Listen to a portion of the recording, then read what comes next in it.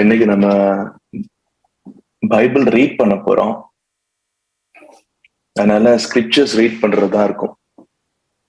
அப்படியே வாசிக்கும் பொழுது அதுல இருந்து சில விஷயங்கள் உங்களுக்கு பர்சனலா பேசப்படும் அந்த ஸ்கிரிப்சர்ஸ்ல இருந்து. ஏன்னா ஜீசஸ் வார்த்தை, நம்ம கையில இருக்கிறது வேத வாக்கியம். இந்த வேத வாக்கியம் வார்த்தையாகிய அவர் நமக்கு வியாக்கியானம் பண்ணும்போதுதான் புரியும்ல. ஜான் 17:3, யோவான் 17. ஒன்றான மெய்த்தவனாகிய உம்மையும் நீர் அனுப்பினவராகிய இயேசு கிறிஸ்துவையும் அறிவதே நித்திய ஜீவன். எல்லாரும் உங்க காதுல கேட்கிற அளவுக்கு அந்த வாக்கியத்தை வாசிங்க.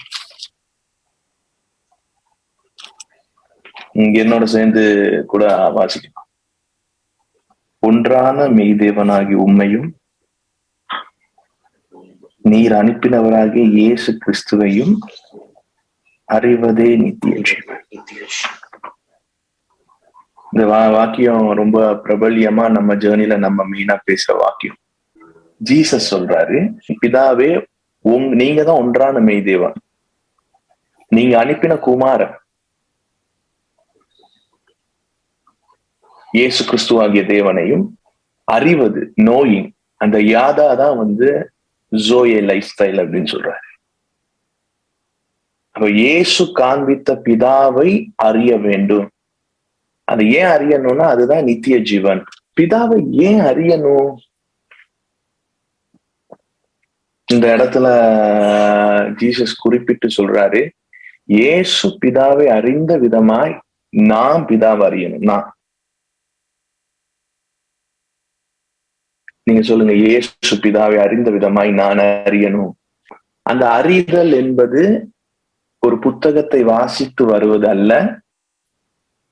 எப்படி ஆதாம் ஏவாளை அறிந்தானோ காயின் பிறந்தான் அப்படின்னு கணவன் மனைவி உறவுல ஒரு பிள்ளை பிறக்கிற மாதிரி. அதனாலதான் புதிய ஏற்பாட்டுல அந்த இடத்துல கினஸ்கோ அப்படின்னு வருது.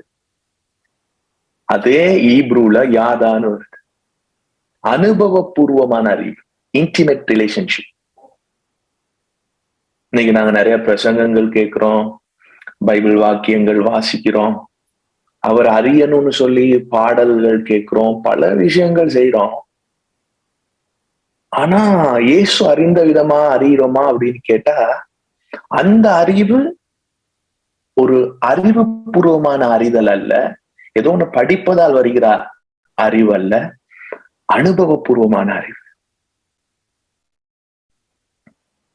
அப்ப இன்றைக்கு நாங்க வாசிக்க போறது எல்லாமே என்னன்னா, நான் இன்னைக்கு டைட்டில்ல கூட கொடுத்துருந்தேன் ஜூம் மீட்டப்ல, knowing daddy God, thankful heart, பிதாவை அறிதலும் நன்றி உள்ள இருதயமும். அப்படி ஏன்னா பிதாவை அறிஞ்சாதான் நம்ம கிறிஸ்துவின் சிந்தையில வாழலாம். நிறைய நேரங்கள்ல நம்ம கிறிஸ்தவன் என்ற சொன்ன வாழ்க்கை பயணத்துல கிறிஸ்துவின் சிந்தை வேணும் உங்களுக்கு, சபை மக்களுக்கு பேசியிருப்போம், நம்ம பிள்ளைகளுக்கு பேசியிருப்போம், நமக்கு நாமளே சொல்லியிருப்போம், கிறிஸ்துவின் சிந்தை வேணும், கிறிஸ்துவின் சிந்தை வேணும். கிறிஸ்துவின் சிந்தை ஒரு பழக்க வழக்கத்தை தொடர்வதனால வர்றதல்ல. ஏதோ ஒரு உபவாசத்தை எடுத்து ஜெபிப்போம் அப்படி நடக்கிறதாலேயோ, இல்ல ஒரு சண்டே சர்வீஸ் போறதாலேயோ, இல்ல ஒரு பாடல்களை நாங்க எழுதி வெளியிடுறதாலேயோ, இல்ல ஒரு பாட்டை பாடுறதுனாலயோ அதனால கிறிஸ்துவின் சிந்தை வாரது இல்லைங்க. கிறிஸ்துவின் சிந்தை ஏதோ ஒரு கட்டிடத்துல ஆலயம் கட்டி வைக்கிறதாலேயோ, தரிசனம் என்ற பேர்ல பல்வேறு ப்ராஜெக்ட் செய்யறதாலேயோ வாரதல்ல கிறிஸ்துவின் சிந்தை. அது நம்ம ஆசை. கிறிஸ்துவின் சிந்தை என்பது என்னன்னா, கிறிஸ்துவின் சிந்தை என்பதே டேடி, அப்பா, பிதாவே என்பதுதான் கிறிஸ்துவின் சிந்தை. அந்த கிறிஸ்துவின் சிந்தை எப்படி வருதுன்னா, பிதாவை அறிய அறிய. இன்னும் கொஞ்சம் அதை விவரமா சொல்றேன். இந்த உலகத்துல நிறைய ஃப்ரீடம் ஃபைட்டர்ஸ் இருக்காங்க. நிறைய சுதந்திரத்துக்காக யுத்தம் பண்ணவங்க, போர் பண்ணவங்க, என்ன சொல்லலாம், அமைதியா இருந்து அகிம்சையில, இன்னும் சொல்ல போனா யுத்தம் ஆயுதங்கள் எடுத்து போர் பண்ணவங்க இருக்காங்க. அப்ப அதுல எல்லாரும் ஒவ்வொருத்தவங்களும் அவங்களுக்கு தலைவனா வச்சுக்கொள்வாங்க. சொல்லுவாங்க இன்னாருடைய சிந்தை. இந்த ஈரோப்ல எடுத்துக்கொண்டா ஈரோப்ல இருக்கிற பெரும்பாலானவங்க இப்ப கூட மாவீரர் தினம்னு வந்துச்சு. அவங்க சொல்லுவாங்க எங்களுக்கு அவர் தலைவருடைய சிந்தை தான் எங்களுக்கு இருக்கணும், பிரபாகரன் சிந்தைன்னு சொல்லுவாங்க. இன்னொரு பக்கம் பார்த்தா அவர் சொல்லுவாரு எனக்கு வீரப்பண்ட சிந்தை இருக்கணும். சிலர் சொல்லுவாங்க எனக்கு அந்த நாட்கள்லயே இயேசு வாழ்ந்த போதே செலக்ட்ஸ்ன்னு சொல்லியிருந்தாங்க, யூதர்களுக்காக நிக்கிறவங்க. நாம் தமிழர்கள் அப்படின்னு சொல்ற மாதிரி இந்தியால இருக்கிற கட்சி அந்த மாதிரி நாம் யூதர்கள் இருந்தாங்க. அவங்க சிந்தை, ஒரு நபருடைய சிந்தையை வைத்து ஒரு கம்யூனிட்டி எழும்புது. புரியுதா? அதே மாதிரிதான் நம்ம ஒரு சமுதாயமா எந்த சிந்தையை வைத்து வளரணும்னா ரியல் மாடல், ரியல் டிசைன், அது கிறிஸ்துவின் சிந்தை. அவர் ஒரு இடத்துல இருந்தா எப்படி செயற்படுவாரு, யோசிப்பாரு, பேசுவாரு, அந்த சிந்தை வரணும் அப்படின்னா கிறிஸ்துவுக்கு அந்த சிந்தை இருக்க காரணம் அவர் பிதாவை அறிந்ததுனா. பிதாவை அறிய அறிய அறிய அறிய அறிய அவருக்குள்ள ஒரு சிந்தை வருது. அவரும் சாதாரண ஒரு நசரேயனாகிய இயேசுதான். ஆனா அவர் நசரேயனாகிய இயேசு கிறிஸ்து என்ற இடத்துக்கு வரும்போது அவருக்கு ஒரு சிந்தை வருது. அந்த சிந்தை தான் இயேசுவின் சிந்தை உங்களோடு இருக்கட்டும் அப்படின்னு சொல்லல, கிறிஸ்துவின் சிந்தை உங்களோடு இருக்கட்டும் சொன்னார். கிறிஸ்து இயேசுவின் சிந்தை, அபிஷேகிக்கப்பட்ட ஒரு அபிஷேகம் என்றால் சன்ஷிப், புத்திர சுவிகாரத்தின் ஒரு மனநிலையில இருக்கிற சிந்தை இயேசுவின் சிந்தை. அந்த சிந்தை வரணும்னா பிதாவை இயேசு பார்த்த விதத்துல ஒரு சிந்தையில இருக்காங்களா, அந்த சிந்தைய நம்ம தரிக்கணும். அந்த சிந்தைக்கு பேர் தான் டாடி, அப்பா, ஃபாதர். அந்த சிந்தையில இயேசு அறிந்த மாதிரி பிதாவை அறியறதுதான் இஸ்ரவேல் ஜனங்கள் அது வரைக்கும் வச்சிருந்தது. எலியா எப்படி ஆபிரகாம் எப்படி கடவுளை அறிஞ்சு வச்சிருந்தானோ அப்படிதான் அவங்க அறிஞ்சு வச்சிருந்தாங்களே தவிர இயேசு பிதாவை அறிந்த விதத்துல அறிந்து வைத்தல். அதனாலதான் இயேசு வந்த. இப்ப உங்களுக்கு புரியுதா? ஏன்னா இயேசுவை கிறிஸ்துவின் சிந்தை என்னன்னு சொல்லுங்க. இயேசு கிறிஸ்துவின் சிந்தை என்னன்னு சொல்லுங்க. அப்பா பிதாவே என்பதுதான் இயேசு கிறிஸ்துவின் சிந்தை. அப்பா ஃபாதர். ஃபுல்லா வாசிச்சு சில வசனங்களை முடிச்சு முடிவுக்கு வரும்போது இதுவரைக்கும் நீங்க வாசிச்ச வேத வாக்கியம் உங்களுக்கு எப்படி தெரியும்னு பாருங்க. அப்பா பிதாவே என்ற சிந்தை, அந்த சிந்தையில இருந்துதான் டாடி, பப்பா, ஃபாதர், அந்த சிந்தை கிறிஸ்துவுக்கு இருந்துச்சு. அந்த சிந்தை உங்களுக்கும் இருக்க கடவுள் அப்படின்னு சொல்றேன். அந்த சிந்தை தான் இயேசு பிதா தன்னை எப்படி பார்க்கிறார் என்ற குமாரத்துவத்தில் தன்னை பார்த்து நடக்க வைத்தது. இல்லாட்டி பல்வேறு சிந்தைகள் நமக்குள்ள இருக்குத்தானே, அது நம்மள பல்வேறு திசைகளில் நடத்தும். கிறிஸ்து இயேசுவின் சிந்தை வரும்போதுதான் பிதாவுக்கு இது ஏற்றது, இதுக்கு நான் எஸ் சொல்றேன், இது கிறிஸ்து இயேசுவின் திவ்ய சுவாபத்துக்கு புறம்பானது நோ சொல்றேன் என்ற தைரியம் வரும். நாம எந்த ஒரு விஷயத்திலையும் சொல்லுவாங்கல்ல, போற போக்குல போறதோ அல்லது எதோ ஒன்றோட சேர்ந்து வாழ்வதோ அல்ல, ஒரு தரமான ஒரு பிரீடுன்னு நான் சொல்லுவேன்ல, டிஎன்ஏ, ஹார்ட், கல்ச்சர், அந்த வாழ்க்கையை வாழ முடியும். அதுக்குத்தான் பிதாவை அறியும் போது நம்மளுடைய குமாரத்துவத்தை அறியும். இவ்வளவு நேரம் பேசினது புரிஞ்சுச்சா? நமக்குள்ள நிறைய போதகர்கள் நம்ம வாழ்க்கையில இருக்கிறனால, அவங்க பிரசங்கங்கள் கேட்கறனால, அவங்க நம்மளை ஏதோ வளர்த்து விட்டனால நமக்கு இருக்கிறதெல்லாம் அவங்க சிந்தை. பேசினாலே அவங்க பிரசங்கம், அவங்க யூடியூப்ல பார்த்தது எல்லாமே அவங்க சிந்தை. ஆனா அது கிறிஸ்துவின் சிந்தைக்கு வைக்கும்போது பொருந்துதா? அதனாலதான் கிட்டத்துல ஜீசஸ் ஹார்ட் மேட்டர் உங்களுக்கு இருக்குப்பா அப்படின்னு சொல்லி ஜூடுக்கும் நிரஞ்சனுக்கும் சொன்னேன். நான் இன்றைக்கு உங்களோட இப்ப என்னத்த பேச போறோம்னா, இந்த ஸ்கிரிப்சர்ஸ் வாசிக்கும் போது பிதாவை நீங்க அறிய ஆரம்பிப்பீங்க. இந்த இடத்துல ஆரம்பிச்சு நாம இதை முடிக்கும் போது ஜூம் மீட்டிங்ல நீங்க பாருங்களேன், அவ்வளவு கவனமா, நோக்கமா, இன்டென்ஷனலா இது வந்து ஒரு ஃபோக்கஸ்டா இதை பார்த்துட்டே இருக்கீங்கன்னு வைங்களேன். இதை என் கூட சேர்ந்து நான் ஒரு இதை இப்ப சுமந்திருக்கேன்ல, அந்த இடத்துல நீங்க 100% உங்களை கொடுத்து உங்க டைம், நேரம், அட்மாஸ்பியர்ல கொடுக்கும் போது முடியும் போது பாருங்க, ஒரு அளவு அல்லது நல்லாவே உங்க உங்க உங்க உங்க உங்க அறிதல் பிதாவை குறித்து எப்படி இருக்கும். அப்ப மெய்தேவனாகி உண்மையும் நீர் அனுப்பின பிதாவையும் அறிவதே நித்திய ஜீவன். சொல்லுங்க, இன்னும் உண்மை அறியணும். அந்த வரி சொல்லுங்க, ஃபாதர் பாடுறாரு, இன்னும் உண்மை அறியணுமே, இன்னும் கிட்டி சேரணுமே. அவ்வளவு இயேசுக்கு அடுத்தது பைபிள்ல பேர் அதிகமா இடம் பெற்றது வந்து பவுல் சொல்றாரு, எல்லாமே எனக்கு இருக்கு, அதான் எல்லாத்தையுமே நான் குப்பையும் நஷ்டமாகவா லாபமான எல்லாத்தையும் நினைக்கிறேன். காரணம், அவரை அறிகிற அந்த மேன்மைக்காக எல்லாத்தையும் நான் நோ சொல்றேன். ஒரு நாள் நான் ஒரு இடத்துக்கு போனேன். போகும்போது ஒருத்தர் பேசிட்டு இருக்காரு. நான் நேத்து அதுதான் யோசிச்சுட்டு இருந்தேன். அப்பப்ப யோசிப்பேன், எனக்குள்ள வாழ்க்கையில நிறைய தெய்வீக சந்திப்புகள் இருதயத்துக்கு இருதயமா நடக்கும்போது ஒரு கட்டம் வரும், வேற எதுவுமே வேணாம்பா, நீங்க மாத்திரம் போதும், எதையுமே தேடிட்டு அழகிட்டு இருக்கிறது தேவையில்ல, நீங்க மாத்திரம் போதும். அந்த உணர்வு வந்தோன்னு நான் இந்த பூமியில இருக்கிறதுல எனக்கு இருந்த எண்ணங்கள், தேவைகள், ஆசாபாசங்கள், விருப்பங்கள் எதுவுமே இல்லாத ஒரு ஒரு ஒரு ஒரு நிலை. அந்த அந்த தெய்வீக சந்திப்பை நான் எப்படி உங்களுக்கு எக்ஸ்பிரஸ் பண்றதுன்னு தெரியல. ஆனா நான் விரும்புறேன் அந்த மாதிரி ஒரு விசிட்டேஷன், இல்லாட்டி அந்த அந்த நான் சொல்ற அந்த அனுபவபூர்வமான ஒரு அறிதல் அது எனக்கு இருக்கு. சில சாப்பாடு சாப்பிட்ட ஒரு சுவை நாக்கிலே இருக்குல்ல, அதே மாதிரி அந்த உறவு எனக்குள்ள இருக்கு.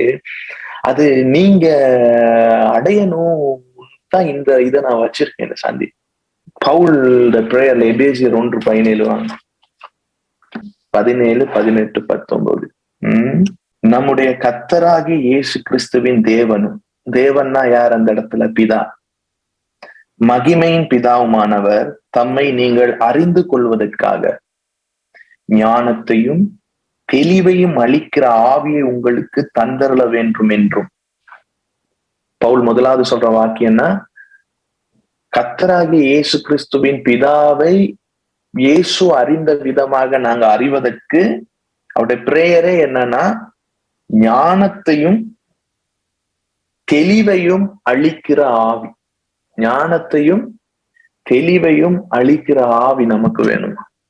சொல்லுங்க, இயேசு கிறிஸ்து பிதாவை அறிந்த விதமாக நான் அறிவதற்காக ஞானத்தையும் தெளிவையும் அளிக்கிற ஆவியை உங்களுக்கு தந்தருள வேண்டும் என்று. பிதாவை அறிவதற்கு ஞானமும் தெளிவும் வேணுமா? பவுலோட பிரேயர் என்னன்னா, பவுலோட பிரேயர் வந்து கிட்டத்தட்ட நான் நினைக்கிறேன் 6-7 இருக்கலாம். பிலிப்பியர்ல, தெசலோனிக்கர், எபேசியர்ல பண்றாரு. அல்ல இந்த இடத்துல சொல்றது வந்து அந்த பிரேயர்ல தெளிவையும் ஞானத்தையும் அளிக்க ஆவி உங்களுக்கு தந்தரல வேண்டும் என்று தாம் நம்மை அழைத்ததினாலே. யார் நம்மை அழைத்தா? பிதா.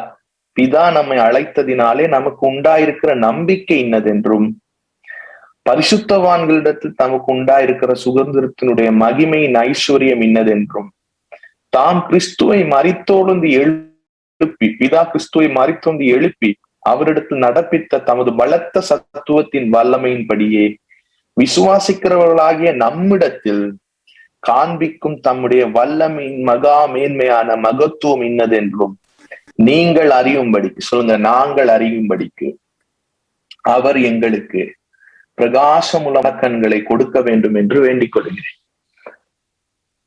என்ன நடந்துச்சு, பிதா என்னத்த செஞ்சாரு என்பத நாம அப்படியே பார்க்கணுமா.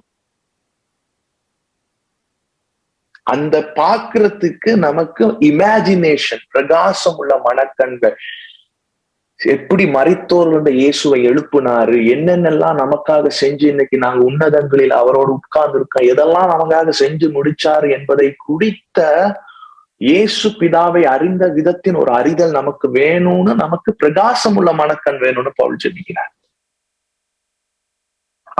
அது வந்துச்சுன்னா லைஃபே மாறிடும்.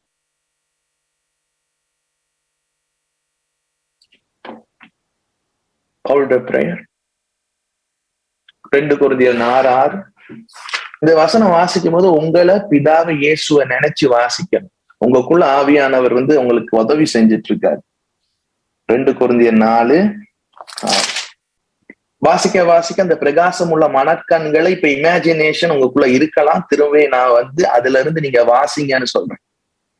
இப்ப இமேஜினேஷன் வேணும், பிரகாசம் உள்ள மனக்கண்கள். அந்த வசனத்தை அப்படியே இமேஜ் பண்ணுங்க. இருளில் இருந்து வெளிச்சத்தை பிரகாசிக்க பண்ண சொன்ன தேவன் எங்க? ஆதியாகமத்துல வெளிச்சம் உண்டாகட்டும்னு சொன்ன தேவன் இயேசு கிறிஸ்துவின், அப்படி சொன்ன பிதா இயேசு கிறிஸ்துவின் முகத்திலே தமது மகிமையாயின் அறிவாகிய ஒளியை தோன்றும் பண்ணும் பொருட்டாக எங்கள் இருதயங்களிலே பிரகாசித்தார்.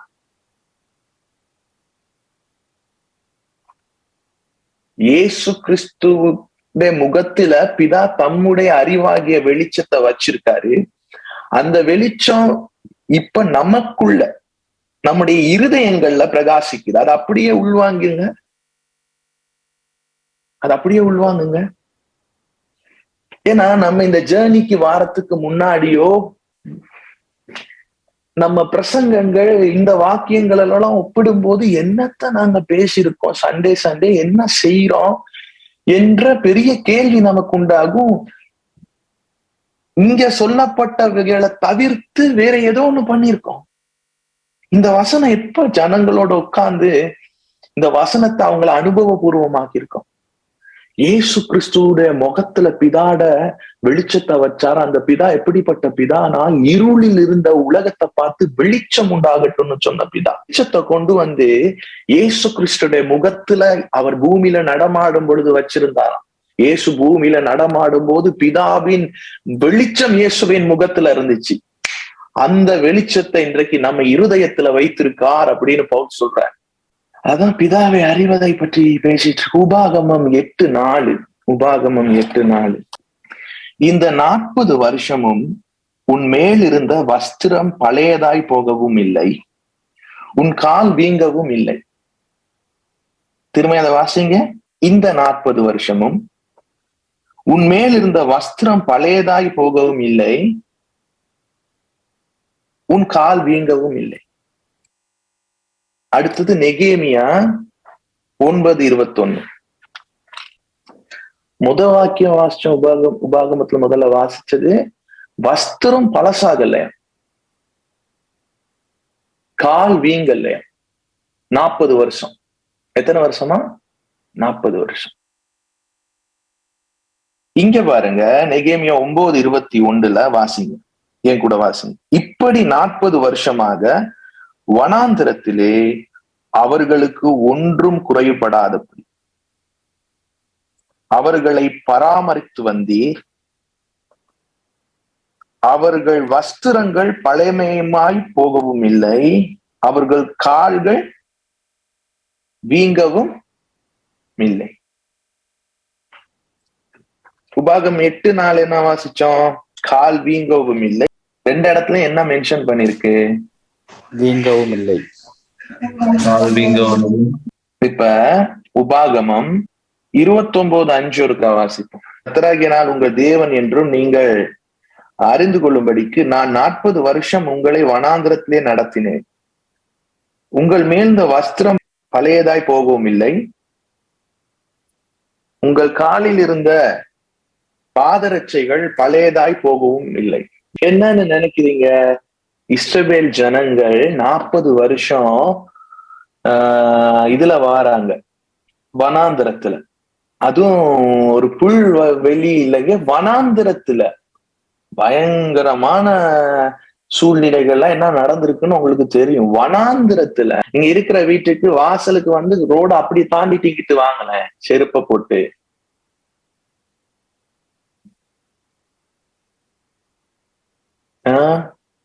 என்ன நடந்திருக்குன்னு நினைக்கிறீங்க? பைபிள் காலேஜ்ல சொல்லி கொடுப்பாங்க எங்களுக்கு ஆரம்பத்துல. ஒரு சார் சொல்லுவாரு, கானானுக்கு போவது பாக்கியம் அல்ல, கானானுக்கு பிரயாணப்பட்ட நாட்களில் தேவனோடு நடந்ததுதான் பாக்கியம் அப்படின்னு சொல்லுவாங்க. இதுல என்ன புரிய வருதுன்னு பாருங்களேன். அவர் சொன்னாரு, கானானுக்கு நீ போகணும்பா அப்படின்னு சொன்னாரு. அப்ப நமக்கு இந்த வாக்கியம் அப்ப ரொம்ப பெருசா தெரிஞ்சு, என்ன ஒரு பஞ்சு கொடுத்துட்டாரு அப்படின்னு. கானானுக்கு போவது பாக்கியம் அல்ல,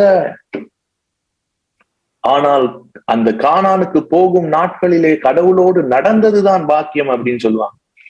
அப்படி சொல்லும்போது என்ன தெரியுது? அதுல அவரை மேன்மைப்படுத்தி காட்டுறோமா, நம்மளை காட்டுறோமா? நம்மளுடைய சுய ஆற்றலை காட்டுறோம். நாம நடந்து போனது 40 வருஷம் நடக்க வேண்டியதும் நம்மளாலதான் உண்டாச்சு. இஸ்ரவேல் ஜனங்கள் 7 to 11 நாள்ல அடைய வேண்டிய கானான 40 வருஷமா இழுத்து போட்டு இந்த பாலும் தேனும் உள்ள சுதந்திரத்தை கொடுக்கும் போது, இல்ல புடிவாதமா எங்களுக்கு மன்னாதான் வேணும் அப்படின்னு சொல்லி, மன்னா வந்து அவருடைய பிளான்லயே இல்ல. ஆனா நம்ம கூட அதை இப்படி வைக்கிறோம். இன்றைய மன்னா, அனுதின மன்னா.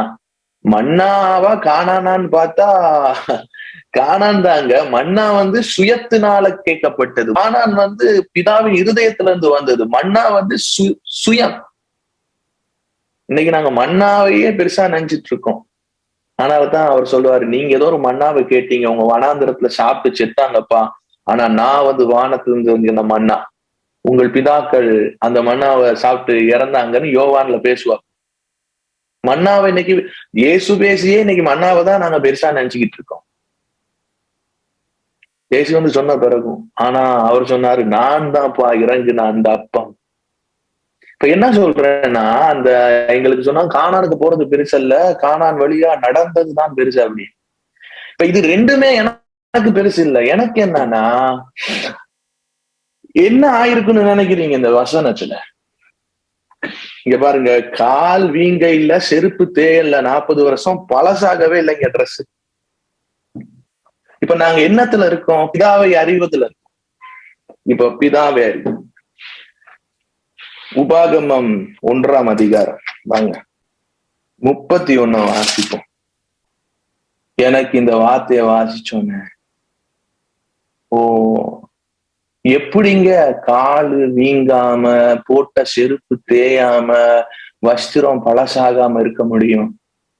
உபாகம் 1:31 வாசிங்க, சேர்ந்து வாசிங்க கூட வாசிங்க. ஒரு மனிதன் தன் பிள்ளையை சுமந்து கொண்டு போவது போல நீங்கள் இவ்விடத்திற்கு வருகிற வரைக்கும் நடந்து வந்த வழிகள் எல்லாவற்றிலும் உங்கள் தேவனாகிய கர்த்தர் உங்களை சுமந்து கொண்டு வந்ததை கண்டீர்களே.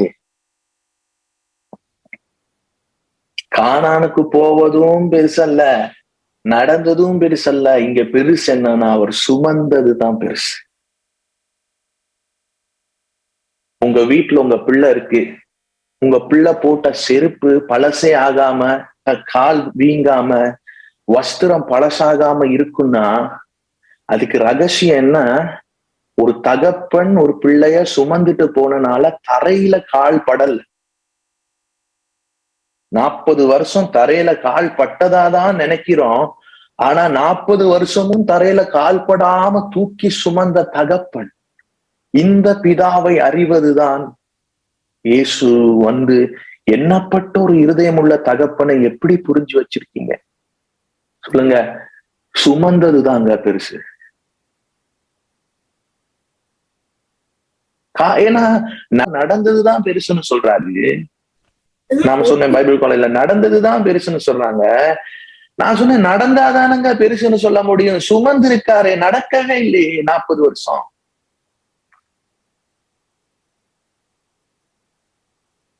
சொல்லுங்க, 40 வருஷம் நடக்கவே இல்லைங்க. எங்க 40 வருஷம் நடந்ததா யாத்ராகமத்துல இருக்கு. ஆனா இங்க சொல்லுது அவர் 40 வருஷம் நடக்கலையா, சுமந்து வந்திருக்கார். அதான் சொல்றேன், இந்த பூமியில நம்ம வாழ்ற நாட்கள் எல்லாம் நம்ம நினைக்கிறோம் நம்ம செருப்பு பழச்சா போகுது, நம்ம பராக்கிரமம் பலம் நம்ம ஸ்ட்ரென்த்னு. சுமந்துகிட்டு இருக்கிறார் என்ற அறிதல் வரணும். என்றைக்கு வருதோ அன்றைக்கு தான் இயேசு கிறிஸ்துவின் சிந்தை நமக்குள்ள இருக்கு.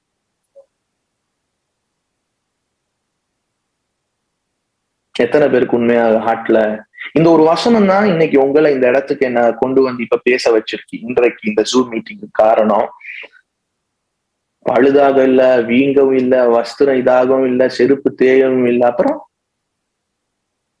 என்னாச்சு? சுமந்தி. அதான் ஒருத்தர் பாடுறாருல, தூக்கி சுமப்பீரே வாழ்நாள் எல்லாம் அப்படி. யாரு இதுன்னு எனக்கு ஞாபகம் இல்லாம ஒரு பாட்டு இருக்கு.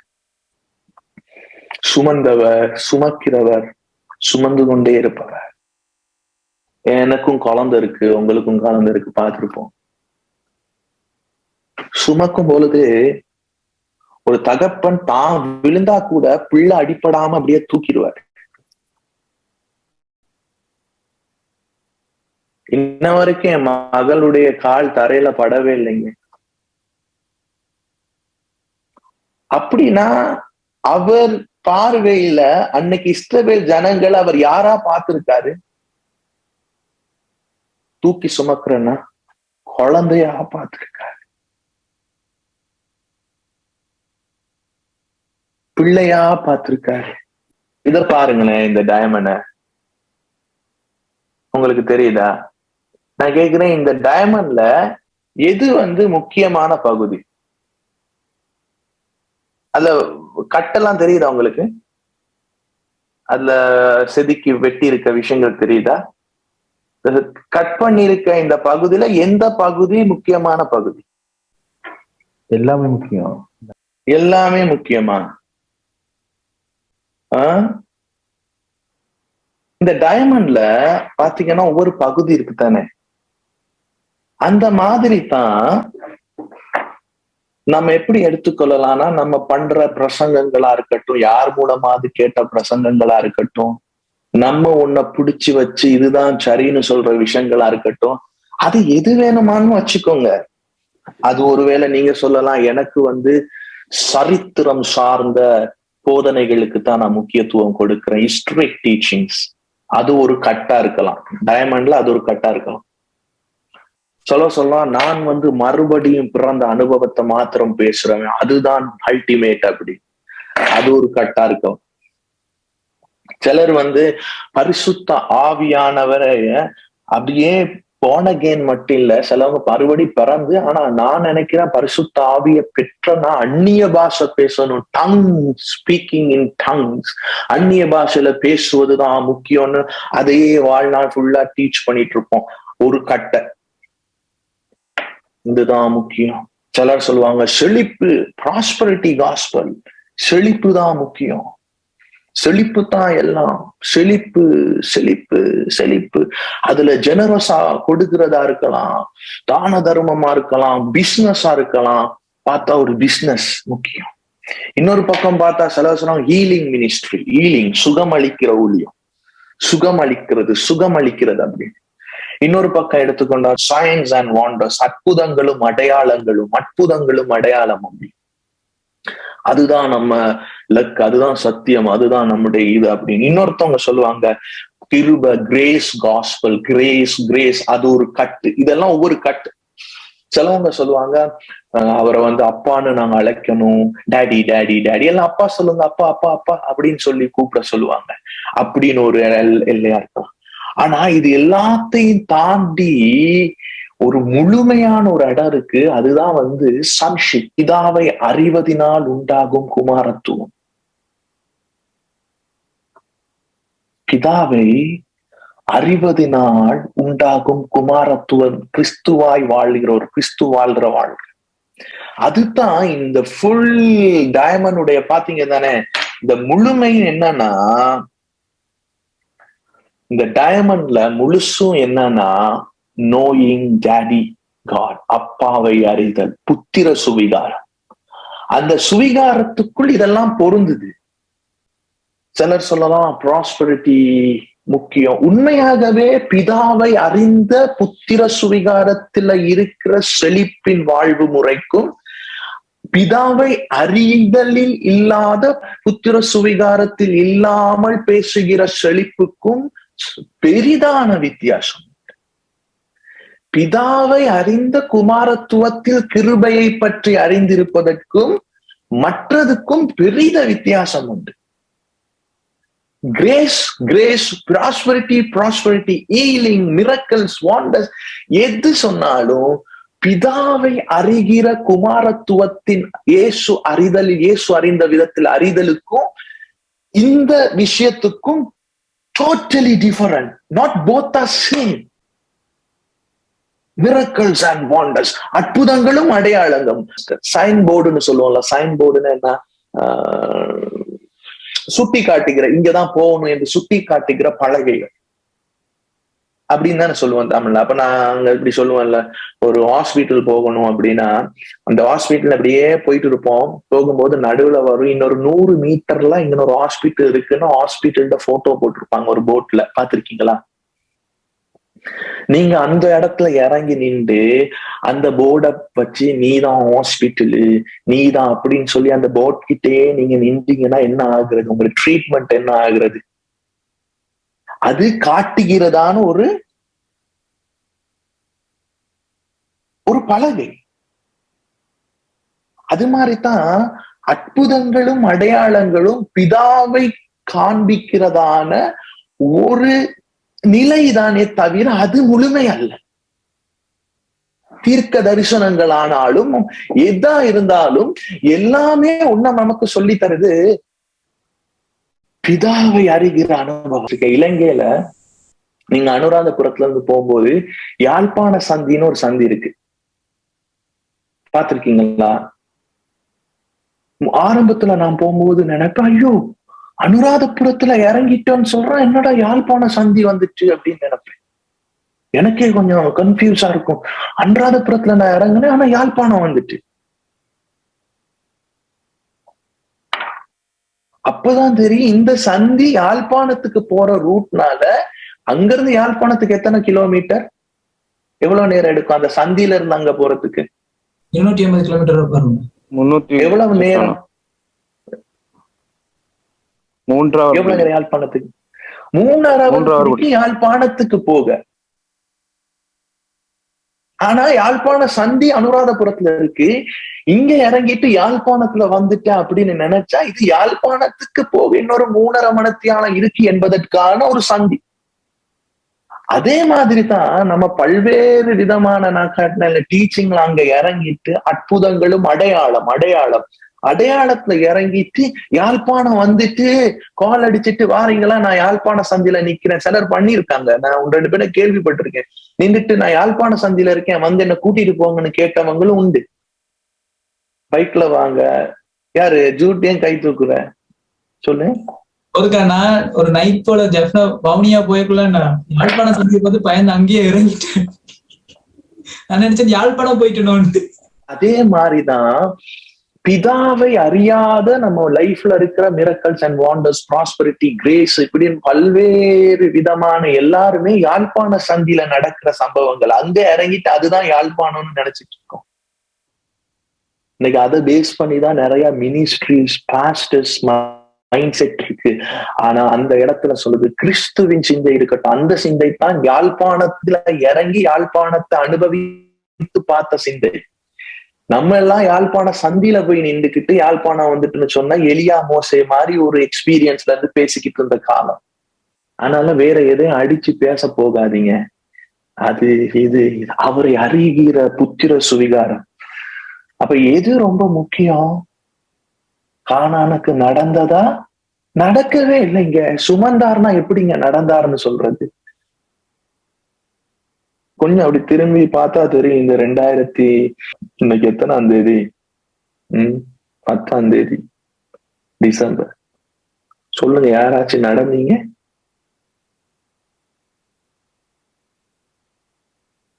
சுமந்தா அப்படியே பனி, கார் வந்து இறங்குவேன், பனி அப்படியே கொட்டும், ஒரு ஃபீல், பனி மூட்டமா. என்ன பண்ணுவேன், அது கார்ல இருந்து இருக்கிற வரைக்கும் அவளுக்கு கெப்ப போட்டு அப்படியே வச்சு கார்ல இருந்து இறங்கும் போது அந்த கப் இதாச்சுன்னா நான் டக்குன்னு என்னுடைய ஜக்கட்டால மகளுடைய தலையை மூடிக்கொள்வேன். அவ வெளியில குளிர் படாதபடிக்கு டக்குன்னு அவங்க கையில ஒரு இது வச்சிருப்பேன்ல, அவங்கள பூத்தி அதை தலையில போடுவேன். எதுவும் காற்று அணுக முடியல, தூசி பட முடியல, எல்லா பக்கத்தாலையும் ஒரு ஒரு ஒரு கழுகு சுமப்பது போல குஞ்சுகள் அப்படியே தூக்கிட்டு போற பிதா. உபாகமம் 32 6-18 வாசிப்போம். இப்படியா கர்த்தருக்கு பதில் அளிக்கிறீர்கள்? இப்ப அதை புரியணும் உங்களுக்கு வசனம். எங்களையா ஏசுறாரு அப்படின்னு நீங்க கேட்கலாம். இது எங்க இருந்து உங்களுக்கு புரியணும்னா, அந்த கால் வீங்கவும் இல்லையா, செருப்பு பழுதாகவும் இல்லையா, தேய்ந்து போகலையா, மோசே சொல்றான் கண்ணும் மங்களாகல பலனும் குன்றி போகலையா. இப்படி எல்லாம் பாதுகாத்து சுமந்து தூக்கி வந்த அந்த பிள்ளை இப்ப கொஞ்சம் வளர்ந்து வந்து அப்பாவை பார்த்து பொல்லாத விதமா செயற்படுது, பேசுது. அந்த பிள்ளைய பார்த்து அந்த பிள்ளைக்கும் அப்பாவுக்கும் நடுவுல ஒருத்தர் வந்து இப்படி பேசுறாரு. என்னப்போ அப்பாவை உனக்கு தெரியாம இப்படி மதிக்கட்டத்தனமா பேசுறியே, யாரு தெரியுமா? இந்த படங்கள் எல்லாம் பார்த்திருப்பீங்க. சில பிள்ளைகள் வந்து அப்பதான் வந்து பெத்து வளர்ந்துருக்கும். ஆனா அப்பாவோட ஒரு அளவுக்கு தெரிஞ்சு அப்பாவை பத்தி தெரிஞ்ச ஒரு ஆள், அந்த பிள்ளை சின்னதா இருக்கும்போது அந்த அப்பா அந்த பிள்ளைக்காக அது மேல பட வேண்டிய ஆபத்தை தான் மேல சுமந்ததை பார்த்த ஒருத்தர் அந்த பிள்ளைய பார்த்து, பிள்ளை துணிகரமா அப்பாவை பார்த்து வேண்டாதவைகளை பேசும்போது அப்படி பேசுற மாதிரி இந்த இடத்துல ஒரு சம்பவம். அந்த பிக்சர் அதான் இமேஜினேஷன், புரியுதா? அப்பா அவர் சொல்றாரு, அப்பா பேசல, அப்பாட மனசு அறிஞ்ச அந்த ஒரு அளவுக்கு அறிஞ்ச ஒருத்தர் அங்க பேசுறாரு. அந்த சம்பவங்களை அறிந்த ஒரு ஆள், அதை பார்த்தவரு இந்த பிள்ளைகளை பார்த்து சொல்றாரு, ஜனங்களை பார்த்து, தூக்கி சுமந்தவரு யாருன்னு உனக்கு தெரியுமா? விவேகம் இல்லாத மதிக்கெட்ட ஜனங்களே, இப்படியா அப்பாவுக்கு பதில் அளிக்கிறீர்கள்? உன்னை ஆட்கொண்ட பிதா அவர் அல்லவா? சொல்லுங்க.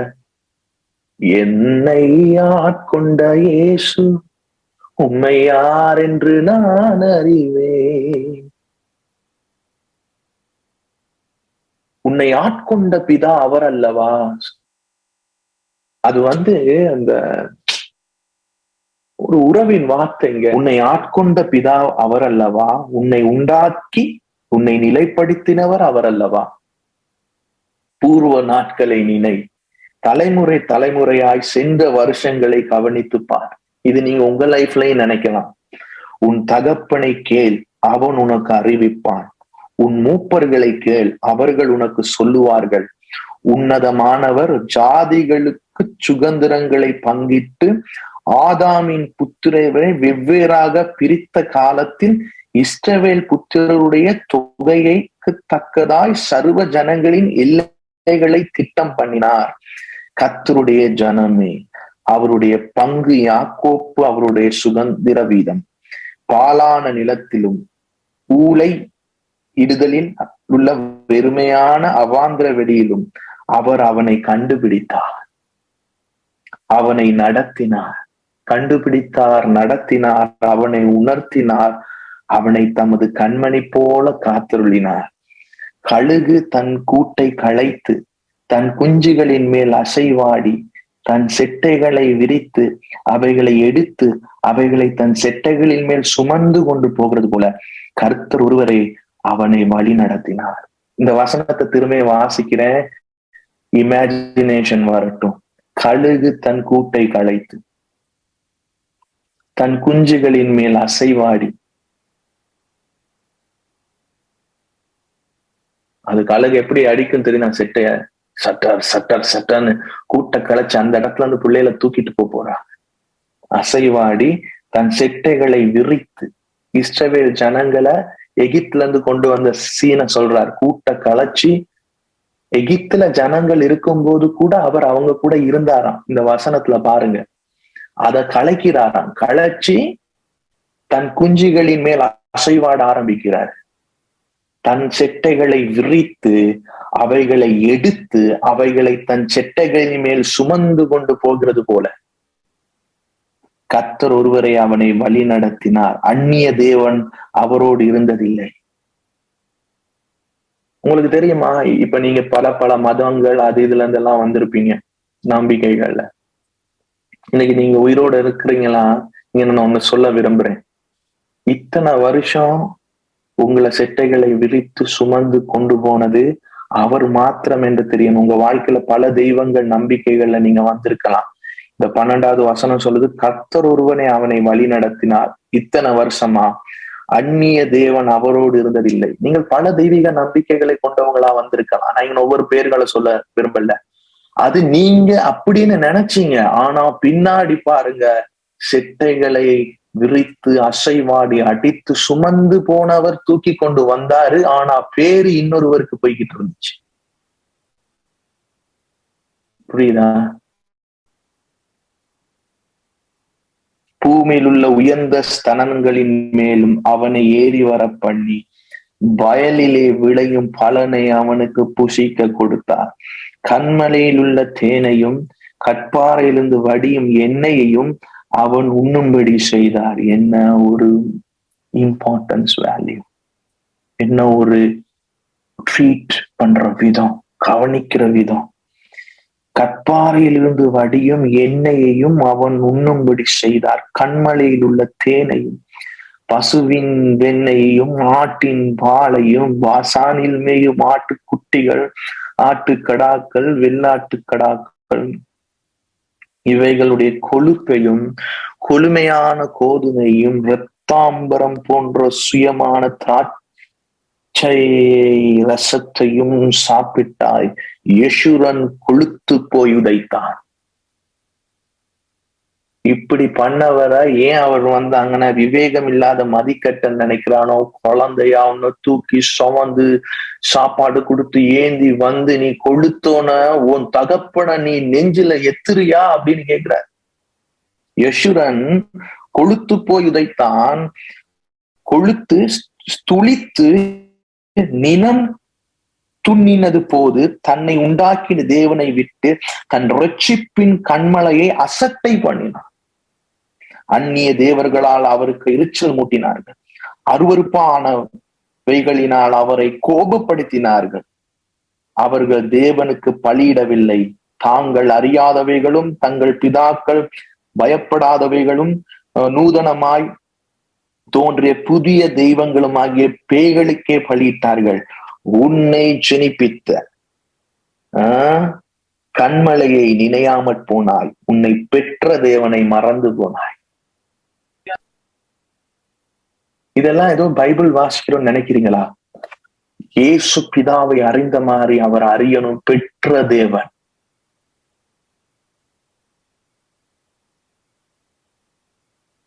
உன்னை ஜெனிப்பித்த கண்மலை,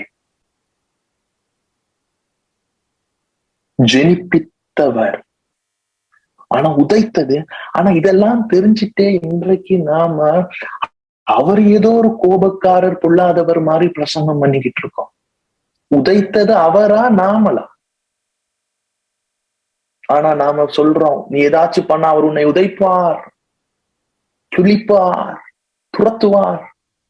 அடிச்சது நாம, துரத்துனது நாம, விட்டு போனது நாம, கைவிட்டது நாம, விலகுனது நாம.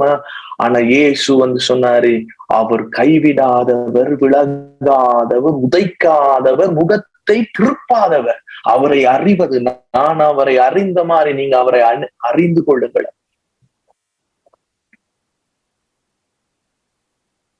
எத்தனை பேருக்கு உண்மையாகவே மனசுல பிதாவ அப்படியே ஒரு தனித்துவமான ஒரு இது உண்டாகுது? அதுதான் குமாரத்துவம். நீங்க பழைய ஏற்பாட்டுல எங்க வேணுமான்னு பாருங்களேன். அவர் இஸ்ரவேல் ஜனங்களை எப்படின்னு கூப்பிடுறாரு? அடிமைகள் என்று கூப்பிடுகிறாரா? என்னன்னு சொல்லி கூப்பிடுறாருன்னா, இஸ்ரவேல் புத்திரர்களே, சன்ஸ்னு கூப்பிடுறாரு. என்றைக்கு அவர் நம்மளை அடிமையா பார்த்தாரு, புற ஒருத்தனா பார்த்தாரு, இவ்வளவு நாள் அவர் நம்மளை எப்படி பார்த்தாருன்னு நினைச்சிட்டு இருக்கோம். சோ இன்னும் உண்மை அறியணும். ஞாயிற்றுக்கிழமை மக்களோட பேசுறோம், கூடும் போதெல்லாம் பேசுறோம். என்னத்த பேசுறோம்? எதை பேசுறீங்களோ இல்லையோ, பிதாவை அறியறதுக்கு நேரா பேசுங்க. பல்வேறு விதவிதமான போதனைகள் ஜனங்களை அந்த தருணத்துல அப்படியே கொஞ்சம் இது பண்ணும். ஆனா அவங்கள புத்திர சுவிகாரத்துல லூக்கா 3:38 ஏனோஸ் சேத்தின் குமாரன், சேத் ஆதாமின் குமாரன். இயேசு பிறந்ததுல இருந்து அப்படியே ரிவர்ஸா போகுது. ஆதாம உண்டாக்குன வரைக்கும் பேர் சொல்லிக்கிட்டே போறாங்க. அதுல ஏனோ சேத்தின் குமாரன், சேத் ஆதாமின் குமாரன். ஆதாம் யாரால் உண்டானவனா? தேவனால் உண்டானவன். அது சரியா அந்த இடத்துல என்ன தெரியுமா வந்திருக்கும்? பாத்துட்டீங்களா?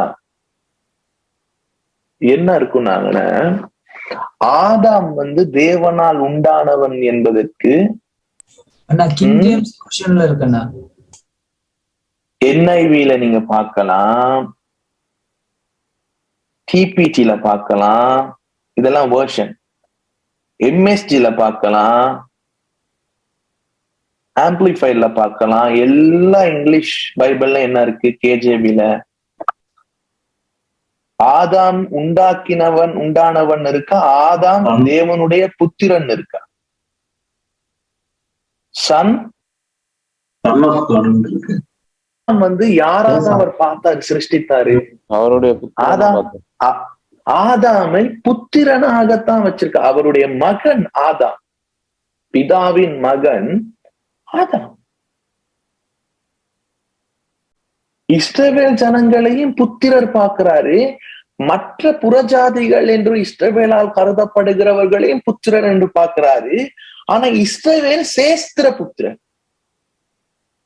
முழு உலகமும் அவருடைய புத்திரர்கள். ஆனால் இஸ்ரவேல அவர் மூத்த மகனா, சேஷ்ட புத்திரனா பார்க்கிறார். சேஷ்ட புத்திரன் தெளிவாகி மற்ற சகோதரர்கள் எல்லாம் சரியான புத்திர சுவிகாரத்துல நடத்துறதுக்கு தான் இஸ்ரவேல் என்ற ஒரு சேஷ்ட புத்திரனை சூஸ் பண்ணார். பிதாவின் இதயம்.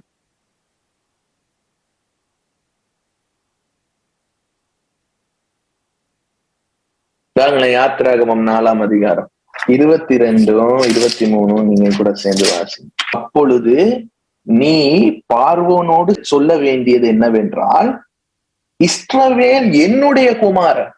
போயிட்டு யாருக்கிட்ட போய் சொல்லு?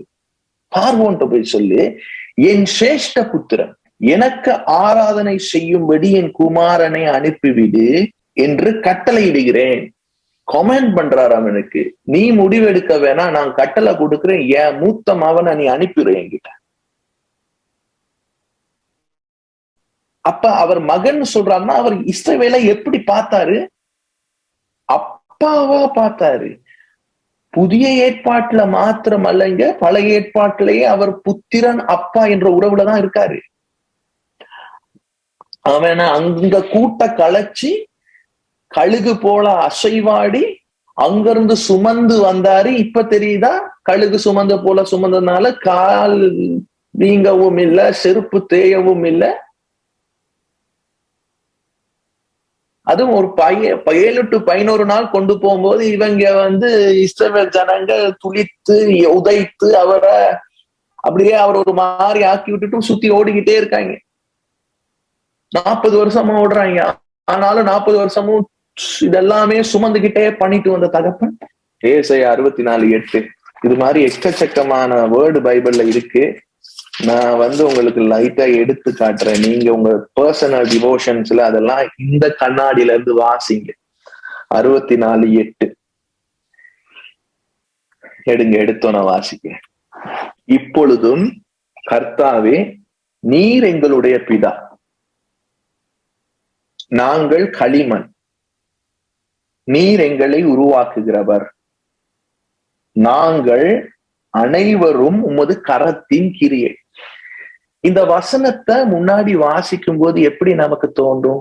குயவனேவும் கையில் களிமண் நான். இந்த பாடலா பாடும்போது எப்படி நினைப்பனா, உட்டைங்க, உருவாக்குங்க, நான் புரோஜனம் இல்லாதவன், நான் உங்க அடிமை.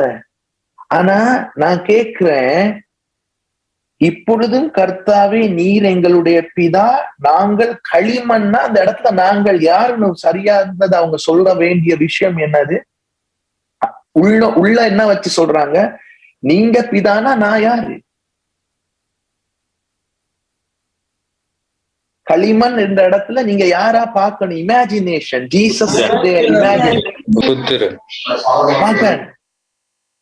இப்ப சொல்லுங்க, களிமண்ணா என்ன நீங்க டிசிப்ளின் பண்ணுங்க. எப்படி? இப்ப நான் என் புள்ள எனக்கு யாரு? என் மகன் எனக்கு யாரு?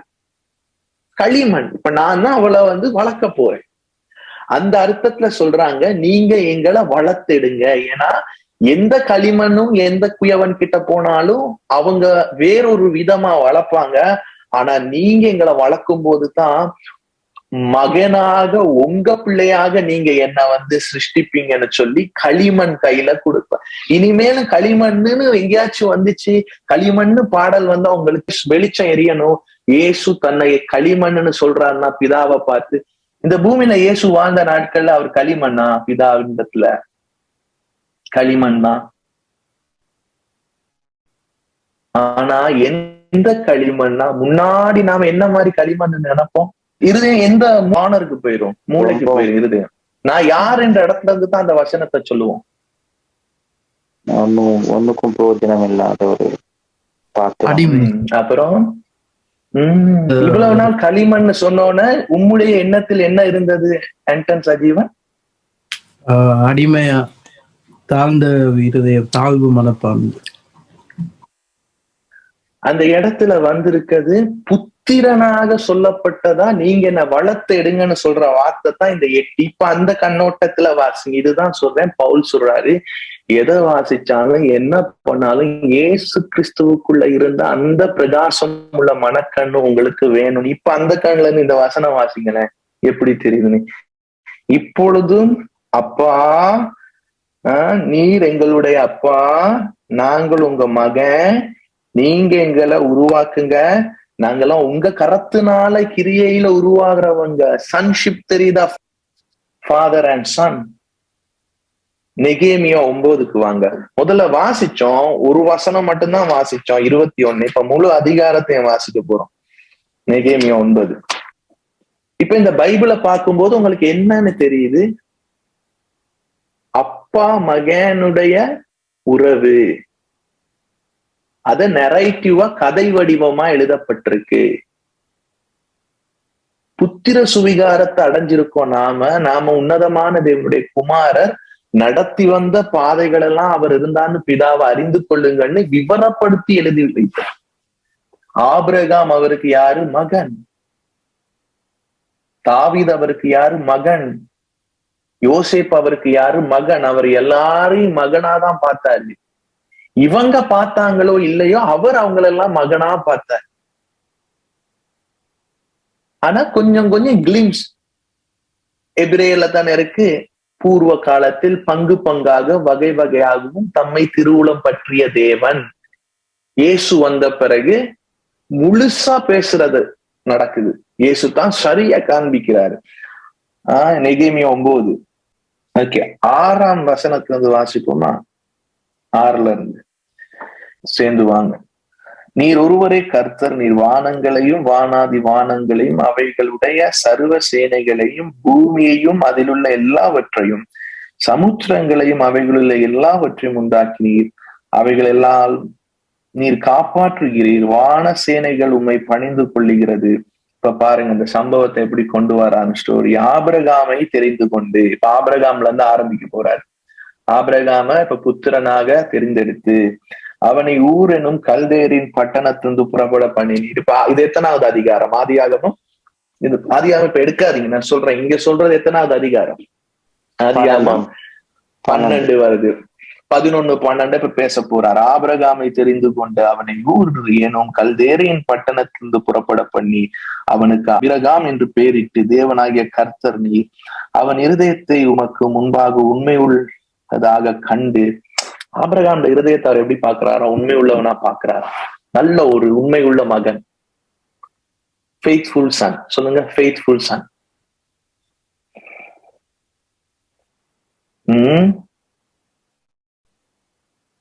கானானியர், ஏத்தியர், எமோரியர், பெர்சியர், எபூசியர், கீர்காசியருடைய தேசத்தை அவன் சந்ததிக்கு கொடுக்கும்படி அவனோடு உடன்படிக்கை பண்ணி உம்முடைய வார்த்தைகளை நிறைவேற்றினீர். நீர் நீதி உள்ளவர். நிறைவேற்றுகிறவர் நீதி உள்ளவர். எகிப்திலே எங்கள் பிதாக்கள் அனுபவித்த சிறுமையை நீர் கண்டு. இப்ப ஆபிரகாம் சம்பவத்தை வந்து இப்ப எங்க வந்துட்டு, ஆபிரகாம், ஈசாக்கு, யாக்கோப்புக்கு பிறகு யோசேப்பு அங்க போய் 430 வருஷ சம்பவம் 430 வருஷ சம்பவம் இப்ப இந்த 9ஆம் வசனத்துல இருக்கு. சரியா? 430 வருஷ சம்பவம். ஏன்னா போயிட்டு தான் அப்பாவெல்லாம் கூட்டிட்டு போய் ஒரு 30 வருஷம் என்ன பண்றாரு, எகிப்துக்குள்ள வச்சிருக்காரு. அதுக்கு பிறகு அவங்க இன்னொரு எத்தனை வருஷம் இருக்காங்க, 400 வருஷம். 430 வருஷ சம்பவத்தை இப்ப இங்க சொல்றாரு 9ல. எகிப்திலேயே எங்கள் பிதாக்கள் அனுபவித்த சிறுமையை நீர் கண்டு சிவந்த சமுத்திரத்தில் அவர்கள் கூப்பிடலை கேட்டீர். பார்வோனிடத்திலும் அவனுடைய எல்லா ஊழியக்காரனிடத்திலும் அவன் தேசத்தின் சகல ஜாதி இடத்திலும் அடையாளங்களையும் அற்புதங்களையும் செய்தீர். இப்ப அடையாளம் அற்புதம்னா உங்களுக்கு என்ன இமேஜினேஷன் வரணும்? யாழ்ப்பாண சந்தியில என்ன கதை? இந்த அற்புத அடையாளம் எல்லாம் அவருடைய எதை வெளிப்படுத்துது? அவரை அறிகிற அறிவு, அவருடைய அன்பை வெளிப்படுத்துது. யாழ்ப்பாண சந்தி அதெல்லாம் திருப்பி காட்டுது அவர். பார்வோனிடத்திலும் அவனுடைய எல்லா ஊழியக்காரிடத்திலும் அவன் தேசத்தின் சகல ஜனத்திடத்திலும் அடையாளங்களையும் அற்புதங்களையும் செய்தீர். அவர்கள் உமது ஜனங்களை அகந்தையாய் நடத்தினார்கள் என்பதை அறிந்தீர். இப்படியே இந்த நாள் வரைக்கும் இருக்கிறபடி உமக்கு கீர்த்தி உண்டாக்கினீர். நீர் அவர்களுக்கு முன்பதாக சமுத்திரத்தை பிரித்ததினாலே, பிள்ளைக்காக என்னத்தை பண்றாரா, சமுத்திரத்தை பிரிக்கிறாரு. கடலின் நடுவாக கால்நடையாமல் நடந்தார்கள். ஓ,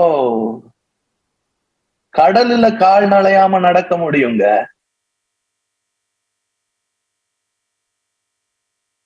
ஏன் ஏன் இப்ப நீங்க கேளுங்க, ஏன் அப்படின்னு கேட்கிறீங்க. ஏன்? தூக்கி சுமந்தாரு. கடலிலே கால் நலையாமல் நம்மளை நடத்துற இயேசுவின் பிதாவை அறிஞ்சிருக்கோமா? இவ்வளவு நாள் நமக்கு தெரியும், கடலை பறந்து நடந்த அந்த படம் அப்படியே இருக்கும். அந்த படத்தை அப்படியே கொஞ்சம் இன்னும் திரும்ப பாருங்க. இவ்வளவு நாள் நீங்க மோசேஸ் படத்துல வேற இதுல பாத்தீங்களா, ஜனங்கள் போறாங்க, கடல் ரெண்டு பக்கம் இப்படி இருக்கு. அப்படியே அதை ஜூம் பண்ணி பாருங்க, அவங்க கை ஒண்ணு அடியில வந்திருக்கு. அவங்க எல்லாரும் அப்படியே தூக்கிட்டு போறத பாருங்க. இல்ல அப்படியே எல்லாத்தையும் தூக்கிட்டு ஒரு அப்பா நடந்து போறது தெரியுதா? அவர் தூக்கிட்டு போறனால அவர் படைச்சது அதுக்கு வழி விடுது. இவர் தூக்கிட்டு போறாரு. அவ்வளவு இஸ்ரவேல் ஜனங்களையும் கடல் வழியா நடந்து போறாரு, தெரியுதா? இனி அந்த இமேஜினேஷன் வரணும். உங்களால பிரகாசமுள்ள மனக்கண்களால பார்க்க முடியுதா? யசோ, பார்க்க முடியுதா? ஆமாண்ணா, ஆமாண்ணா. வலுவான தண்ணீர்களிலே கல்லை போடுகிறது போல அவர்களை தொடர்ந்து வந்தவர்களை ஆழங்களிலே போட்டு விட்டி. நீர் பகலிலே மேகஸ்தம்பத்தினாலும். பகல்ல என்ன இருக்கும்னு நினைக்கிறீங்க? வனாந்திரத்துல பயங்கர வெயில். அந்த வெயிலில சாதாரணமான நம்ம வெயிலையே வேர்த்து கொட்டுது. ஆனா அந்த வெயில்ல ட்ரெஸ் பழசாகலையா? 40 வருஷம். அங்க பாருங்க, பகலில மேகஸ்தம்பமா, கொளுத்துற வெயில்ல மேக ஒரு வெயில்ல மேல வந்தா என்னவா இருக்கும்? உங்களுக்கு குளிர்ச்சியா இருக்கிறத பாத்திருக்கீங்களா? ஒரு வெயில்ல மேகம் உங்க மேல வரும்போது இது அந்த வெயில்ல மேக ஸ்தம்பம்.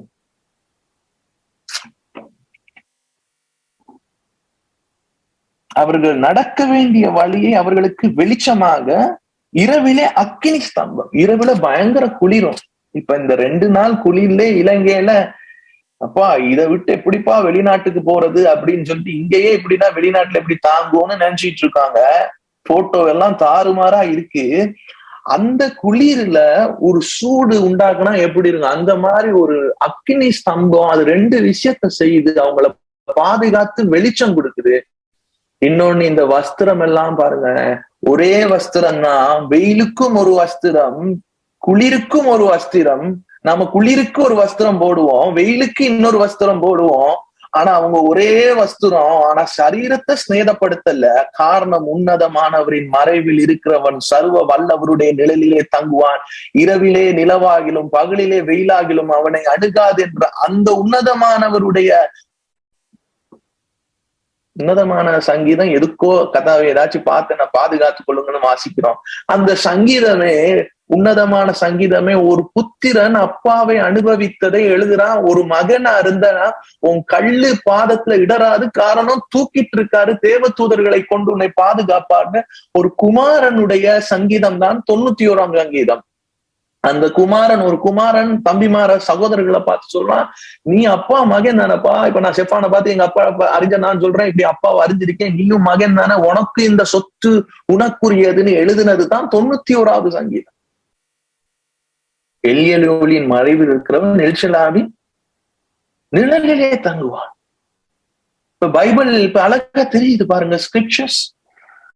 நீர் பகலிலே மேக ஸ்தம்பத்தினாலும் அவர்கள் நடக்க வேண்டிய வழி அவர்களுக்கு வெளிச்சமாக, இரவிலே அக்கினி ஸ்தம்பத்தினாலும் அவர்களை வழி நடத்தினீர். நீர் சீனாய் மலையில் இருந்து இறங்கி வானத்திலிருந்து அவர்களுடைய பேசி அவர்களுக்கு செம்மையான நீதி நியாயங்களையும் நல்ல கட்டளைகளையும் கற்பனைகளுமாய் உண்மையுமான பிரமாணங்களையும் கொடுத்து உமது பரிசுத்த ஓய்வுனாலே அவர்களுக்கு தெரியப்படுத்தி. இந்த பரிசுத்த ஓய்வுனால என்னப்பா, அப்பா நீ அந்த டைம்ல என் கூட ஒரு குவாலிட்டி டைம் ஸ்பெண்ட் பண்ணு என்பதுதான் பரிசுத்த ஓய்வு நாள். ஓகே, அப்படியே பரபரப்பா இருக்கு. அன்னைக்கு நாம ஒரு டீ காஃபி எடுத்து உட்கார்ந்து நல்லா பேசுவோம். குவாலிட்டி டைம், அதுதான் பரிசுத்த ஓய்வு நாள். பரிசுத்த ஓய்வு நாள் என்பது ஃபாதர் சன்னுடைய நோ டைம், மத்தவங்களுக்கு குவாலிட்டி டைம். நம்ம பேசுவோமா, நீ என்னை பத்தி நினைச்சுக்கிட்டு இருக்கிறத சொல்லு, நான் உன் நினைப்பாகவே இருக்கேன், உன்னோடு இருப்பதுதான் என் உள்ளத்தின் நான்.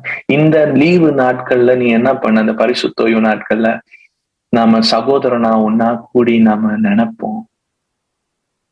அந்த ஓய்வு நாள், பரிசுத்த ஓய்வு நாளை அவர்களுக்கு தெரியப்படுத்தும் தாசனாகிய மோசையை கொண்டு அவர்களுக்கு ஒரு பாஸ்டர் பண்ணக்கூடிய ஒரு ஷெப்பர்ட் அவங்களுக்கு வைக்கிறாரு, ஒரு சன்னா. அதுதான் மோசே. அவர்களுக்கு கற்பனைகளையும் கட்டளைகளையும் நியமங்களையும் கற்பித்து. ஏன் இதெல்லாம் கொடுக்குறாரு? நம்ம தானே சொன்னோம், நான் குயவன், நீங்க வணங்கன்னு, டிசிப்ளின் பண்ணுங்க, எங்களை உருவாக்குங்கன்னு. அதனால ஒரு மகனை கொண்டு மற்றவங்களுக்கு டீச் பண்றதுதான் கற்பனைகள், நியமங்கள், நியாயப்பிரமாணங்களை கற்பித்து அவர்கள் பசிக்கு வானத்திலிருந்து அப்பம் கொடுத்து அவர்கள் தாகத்துக்கு கண்மலையிலிருந்து தண்ணீரை புறப்பட பண்ணி நீ அவர்களுக்கு கொடுப்பேன் என்று ஆணையிட்ட தேசத்தையும் சுதந்தித்துக் கொள்ள பிரவேசியுங்கள் என்று அவர்களுக்கு சொன்னி. எங்கள் தாகலாகி அவர்களோ அகங்காரமாய் நடந்து, எங்கேயுமே பிதா அகங்காரமா நடந்தாருன்னு இல்லைங்க, நாம என்னங்க பேசிட்டு இருக்கோம்? அகங்காரமான பிதா, அகங்காரமான பிதாவா, அகங்காரமான நம்ம மனசா? பிதா எங்க அகங்காரமா இருந்தாரு? அகங்காரமாய் நடந்தது யாரு? தங்கள் கழுத்தை கடினப்படுத்தி. பிதாவை சொல்றோம், நம்மள சொல்ல வேண்டியதெல்லாம் பிதாவை சொல்றோம். பிதாவை கழுத்தை கடினப்படுத்தி. எனக்கு இது வாசிக்கும் போது சில நேரம் புரியும், நம்ம இந்த ஜேர்னில பாதசாத்தா, நானோ பாப்பாவோ ஜெஸ்ஸோனே நாங்க ஒரு கம்யூனிட்டிய நடத்திட்டு வரும்போது சிலவங்க அவங்களே அகங்காரப்பட்டு நம்மகிட்ட சொல்லுவாங்க, நீங்க அகங்காரமா இருக்கீங்க, நீங்க கடினப்படுத்திட்டீங்க உங்க பொடரிய, நீங்க அவங்க உதைச்சிட்டு நாங்க உதைச்சோன்னு சொல்லுவாங்க. மாடுலா வச்சிருக்க நாமளே ஃபாதர்ஸா ஒரு கம்யூனிட்டிக்கு இருக்கும்போது எங்க அன்பை பார்த்து நீங்க இல்லைங்க, உண்மையா ஜேர்னில இருக்கவங்களுக்கு புரியும் யாரு உதைச்சா யாரு கடினப்படுத்தினா. நீங்க எங்களையே அப்படி பார்க்கும்போது பரம பிதாங்க. இன்னைக்கும் என் பிள்ளைய பார்த்து சொன்னேன், சோய அதிசயா, என்ன ஒரு அழகா நீங்க இருக்கீங்க அப்பா, உங்களுக்கு ஒரு மாடல் ஃபாதர், உங்களுக்கு ஒரு ரியல் ஃபாதர் இருக்காரு, நீங்க அவரை நம்பலாம், எல்லா தருணத்திலயும் அவங்க கூட இருப்பாரு அப்படின்னு ஜோயேக்கு எந்த நாளும் ஜோயேவை ஆசீர்வதிப்பேன், எந்த நாளும் ஜோயே கிட்ட பிதாவை பத்தி சொல்லுவேன். ஏன்னா என் பிள்ளைக்கும் என் தலைமுறை என் சந்ததிக்கும் அவர் உண்மை உள்ளவரா இருக்கிறாரு என் அப்பா.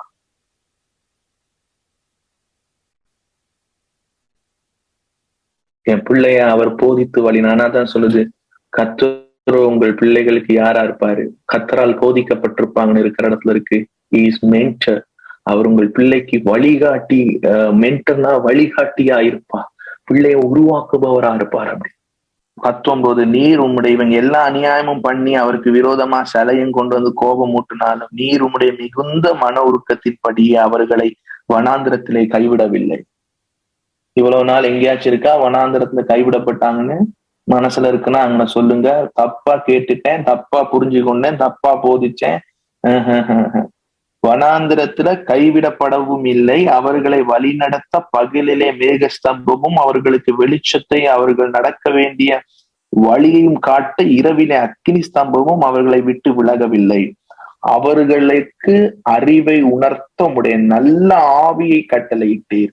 அவர்கள் வாய்க்கும் உடைய மன்னாவை அருளி அவர்கள் தாகத்துக்கு தண்ணீரை கொடுத்து இப்படி 40 வருஷமாக வனாந்திரத்திலே அவர்களுக்கு ஒன்றும் குறைவுபடாதபடி அவர்களை பராமரித்து வந்தேன்.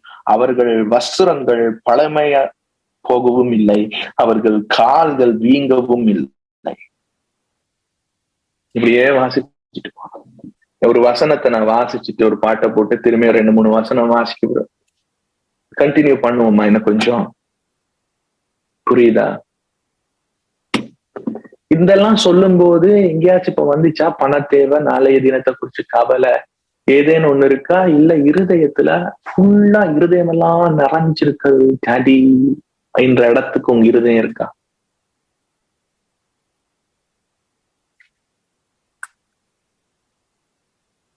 ஓசியா வாங்க, ஓசியா 11ஆம் அதிகாரத்துக்கு 1-4 முதல்ல வாசிப்போம். இது அப்படியே உள்வாங்குங்க. 2வது இன்னைக்கு நான் இந்த மீட்டிங் உங்க கூட பேசுறதுக்கு காரணம் இந்த வருஷம். 1வது அந்த வாக்கியம் பழசா இல்ல, கால்விங்கல்ல, செருப்பு தேல. 2வது இப்ப இவ்வளவு நேரம் ஒரு அப்பாவை பத்தி பேசினேன் நான். அந்த அப்பாட இருதயம் எப்படிப்பட்ட இருதயம்னு நினைக்கிறீங்க?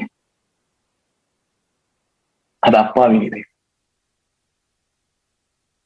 ஜீசஸ பார்க்கும்போது இப்ப நான் என் பேபியை கொண்டு வந்து கொஞ்சம் தெரியுமா, அது ஒரு அப்பாவின் இதயம். அந்த டைம்ல எப்படி சோயவ காலை கலட்டுறது, மொட்டை மாடியில இருந்து வீசுறது, கழுத்தை பிடிக்கிறது, பட்டினியா போடுறது, இப்படியெல்லாம் நான் நினைப்பேன்னு நினைக்கிறீங்களா? அது எப்படி இருக்கு உங்களுக்கு? பைத்தியகாரத்தனமா இல்ல? அவன் சரியா அவனுடைய ஒரு சுய புத்தியிலே காமன் சென்ஸ்லே இல்லாம இருக்கான்னு சொல்றீங்களா? அப்புறம் எப்படி உங்க பிதா மட்டும் கலட்டுவாரு, எரிப்பாரு, மிதிப்பாரு? அப்படி சொல்லும் போது இவ பிள்ளை சரி என் புள்ள எனக்கு இருக்கு, உங்ககிட்ட புள்ள இருக்கா? எனக்கு ரேமா, ஜாஸ்பரு, சார்டியஸ், அந்த யாரு ரூத்து, உங்க எல்லாருக்கும் பிள்ளைகள் இருக்கு தானே பெரும்பாலும்.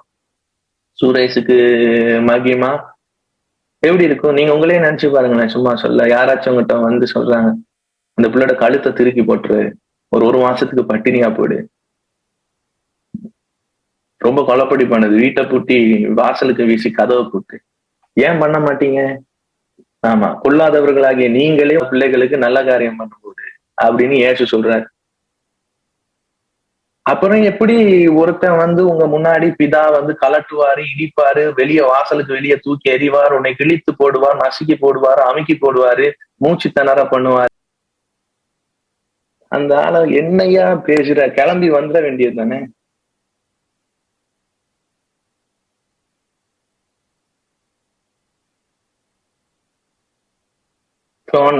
ஷெஷான் போறானா, யசோத் வந்து ஓடி வந்து அவன் நடந்து போப்ப அவனுக்கு தெரியாம பின்னாடி பொரடியிலேயே ஒரு மிதி, தலையில ஒரு அட்டி, முதுகுல ஒரு மிதி, சொன்னண்டு விழுறான். எப்படி இருக்கு கேட்க? சொல்றவன நீ என்ன ஆளு, உனக்கு ஏதாச்சும் இது இருக்கான்னு கேட்பீங்கல்ல. அப்புறம் எப்படி பிதா ஓடி வந்து பொரடியில அடிப்பாராம், காசு கொடுக்காட்டி தசபாகம் செலுத்தாட்டி அப்படியே ஹாஸ்பிட்டல்ல போய் விழுந்துருவான். யாரு கதையா என்னத்த பேசிக்கிட்டு இருக்கீங்க? எங்க வீட்டுல தங்கச்சிக்கு 3 பிள்ளை. எங்க அம்மாட்ட கேளுங்க. எங்க அம்மா அப்படியே அடுப்புல வச்சிருக்கோம், கொலைப்படி செய்யும் போது அப்படியே அவளை எடுத்து அடுப்புல நெருப்புல உட்கார வைக்கிறான். கீழ்ப்படி கீழ்ப்படி. யார்கிட்ட என்ன சொல்லிட்டு இருக்கீங்க? இதெல்லாம் உங்களுக்கே சிரிப்பா இருக்கு. அப்புறம் ஒருத்தன் வந்து பிதாவை தப்பா காட்டும் போது அவர் எப்படி இருதயம் உள்ளவர் தெரியுமா? உங்க பிள்ளை அப்படியே தூக்கும் போது உங்களுக்குள்ள ஒன்று நடக்கும் தெரியுமா? பிள்ளை பெறும்போது தெரியும். சில நேரம் உங்க சொந்த வீட்டுல யாராச்சும் சொந்தக்கார பிள்ளைகள் இருக்கும்போது அது கிட்ட போயிட்டு நீங்க இருக்கும்போது தெரியும், என் மகன், என் பிள்ளை. அந்த குரல் உங்களுக்கு கேக்குதா?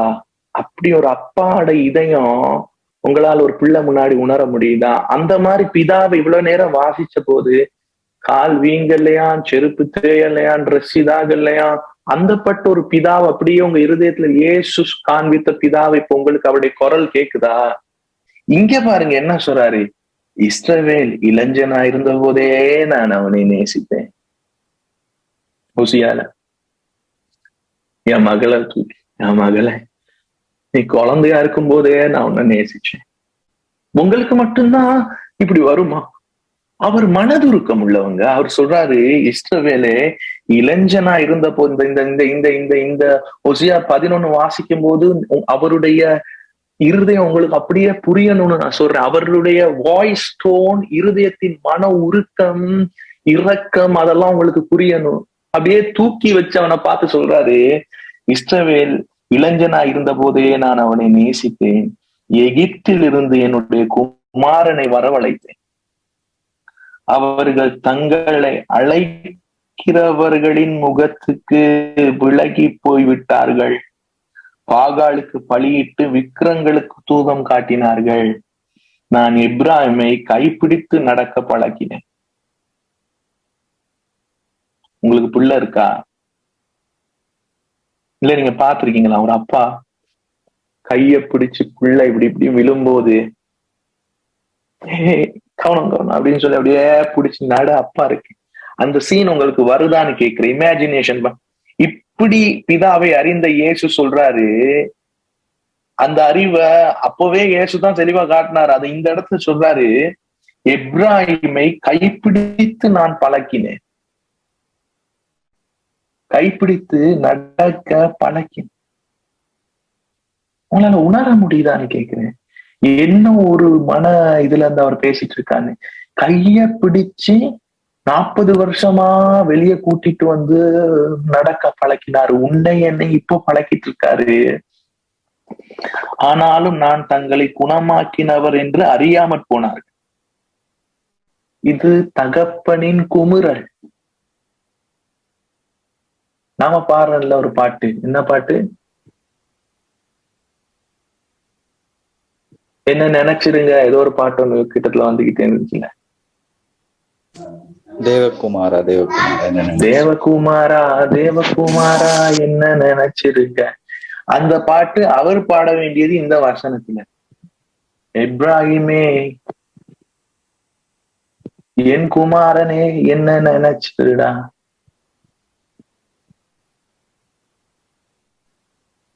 அவர் பாட வேண்டியதெல்லாம் நம்ம பாடிக்கிட்டு இருக்கோம்.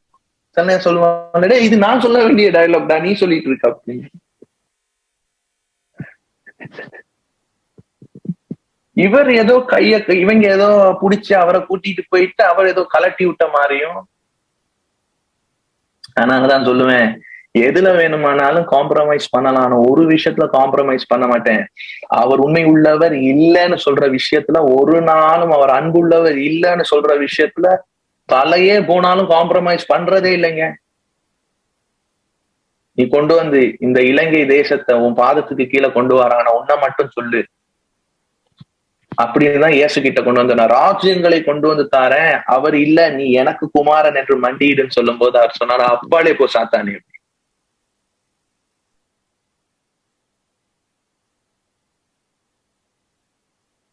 நீ குமாரனை ஆனால் கல்லை அப்பமாய் மாற்றி சாப்பிடும். குமாரத்துவத்துக்கே அர்த்தம் கொடுத்தவர்கிட்ட வந்து இந்த கேள்வியை ஆதாம் விழுந்த, அவன் ஒரு குமாரன், அவர் அதுல விழுந்துட்டான். ஆதாம் குமாரனா இருந்து அந்த புத்தி அவனுக்கு புரியாம போயிட்டு இவர்கிட்ட வந்து கேட்கிறான். இவர் சொல்றாரு, வேலைக்காகாது, கிளம்பு, உன் தேவனாகிய கர்த்தரை சோதிக்காதன்னு எழுதியிருக்கு, உனக்கு தேவன் நான் கிளம்பிரு அப்படின்னு சொல்லிட்டாரு. இந்த பூமியில எந்தப்பட்ட சத்துரு, பிசாசு, அந்தகாரம் நீங்க என்ன சொன்னாலும் அவனுக்கு நீங்க தேவன். என்றைக்கு நீங்க அவருக்கு குமாரன் என்ற அறிதல்ல விழுவுறீங்களோ அன்னைக்கு அவன் உங்களுக்கு தேவனா மாறுறான். என்னைக்கு நீங்க குமாரன்ற அறிதல்ல நீங்க இருக்கீங்களோ, நீங்க அவனுக்கு தேவனா இருக்கீங்க. என்னைக்கு நீங்க உங்க குமாரத்துவத்தை மறந்து பிதா என்ற உறவை நீங்க அப்படி மிஸ் பண்றீங்களா, அன்னைக்கு அவன் எல்லா சகல துறைத்தனம் அது இதெல்லாம் உங்களுக்கு தேவனா இருக்கிற மாதிரி மாறுது உங்க உணர்வுல. ஆதாமுக்கு அதுதான் நடந்துச்சு. என்னைக்கு நீங்க குமாரத்துவத்துல அவரை அறிகிற பிதா என்ற அப்பா என்ற உறவுல இருக்கீங்களோ, அன்னைக்கு நீங்க எல்லாத்துக்கும் தேவனா மாறுறீங்க. எல்லா முழங்கால்களும் உங்களுக்கு கீழே முடங்குது, பாதங்களுக்கு கீழ்பட்டு வருது. நான் இவ்வளவு பேசுவேன். இப்ப நாளைக்கு சண்டே சர்வீஸ்ல போயிட்டு நீங்க பேசுவீங்க பாருங்களேன், ஒரு மெசேஜ் ஒண்ணு உங்க வாசிக்கு ஒண்ணு பேசுவீங்க தெரியுமா, அங்கதான் நீங்க நிக்கிறீங்க. எவ்வளவு பேசினாலும் உங்க வாசிக்கு ஒண்ணு பேசி அதுல ஒரு குளிர் ஏசியா பாக்குறதுல இருதயத்துல இருந்து ரட்சிப்பு வேணும். நமக்கு பிதாவை அறிய வைங்கய்யா, பிதாட அன்பை போறீங்கய்யா, ஜனங்களை குமாரத்துவத்தை வளர்த்தெடுங்க, கிறிஸ்துவுக்குள்ள தேறின அந்த நிலைக்கு.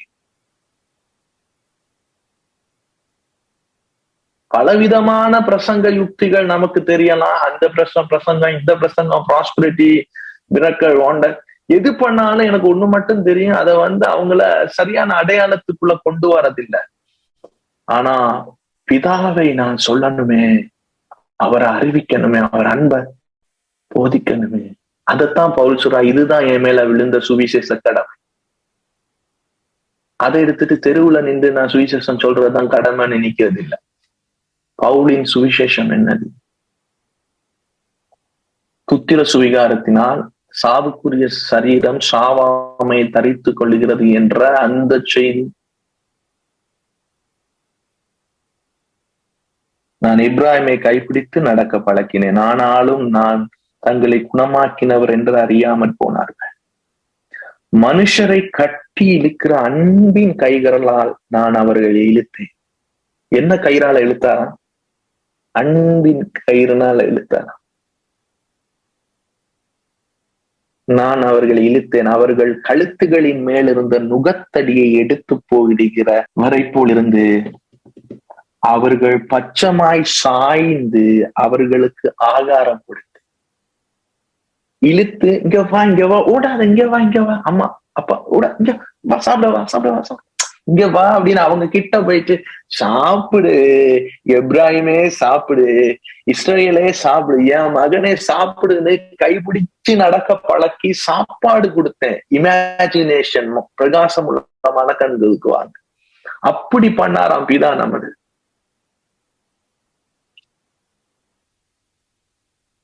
அவர்கள் பச்சமாய் சாய்ந்து அவர்களுக்கு ஆகாரம் கொடுத்தேன். மனம் திரும்ப மாட்டோம் என்றதினால்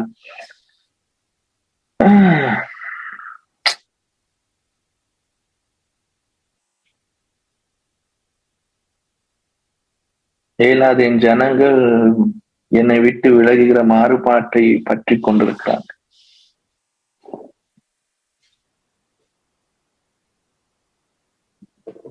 இந்த பாட்டை கொஞ்சம் போடுங்க, இதை கேளுங்க, கேட்ட பிறகு கொஞ்சம் வாசிச்சுட்டு முடியும்.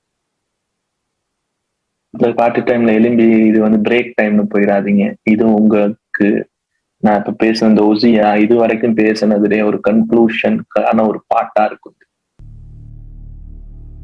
என் மகனே, என் மகளே, குழந்தையா இருந்த போதே உன் மேல அன்பு கூர்ந்தேன். உன் கையை பிடிச்சு நான் நடக்க பழக்கினேன். உன் பக்கம் சாஞ்சு உணவு ஊட்டினேன். ஆனாலும் என்னை விட்டு விலகி போவதிலேயே கருத்தாய் இருக்கிறாயே. உன்னை எப்படி நான் கைவிடுவேன்? இஸ்ரவேலே, உன்னை எப்படி நான் கை நெகிழ்வேன்?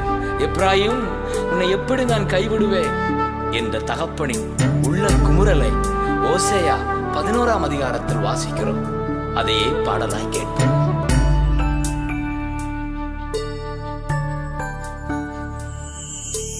இஸ்ரவேலே, உன்னை எப்படி கைவிடுவே? எப்ராயுமே, உன்னை எப்படி கை நெகிழ்வே? என் மகனே, உன்னை எப்படி கைவிடுவே? என் மகளே, உன்னை எப்படி கை நெகிழ்வே?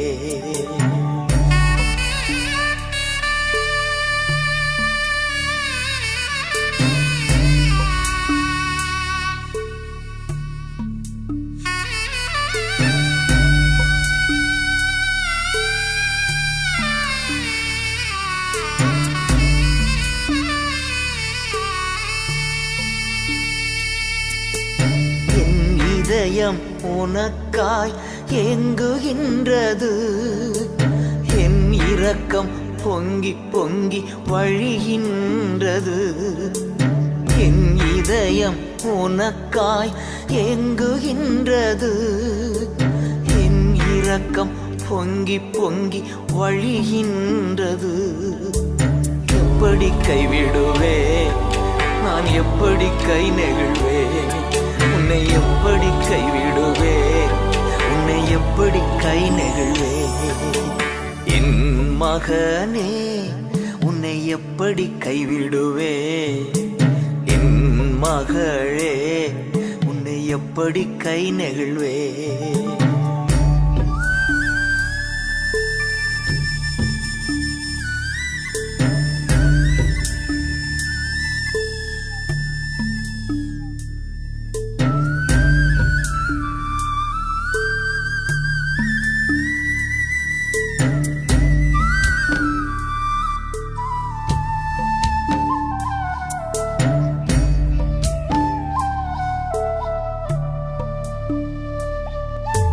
நானேதான் உன்னை குணமாக்கினே, ஏனோ நீ அறியாமல் போனாயோ. நானேதான் உன்னை குணமாக்கினே, ஏனோ நீ அறியாமல் போனாயோ. எப்படி கைவிடுவே, எப்படி கை நெகிழ்வே, உன்னை எப்படி கைவிடுவே, உன்னை எப்படி கை நெகிழ்வே. என் மகனே, உன்னை எப்படி கைவிடுவே, என் மகளே, உன்னை எப்படி கை நெகிழ்வே.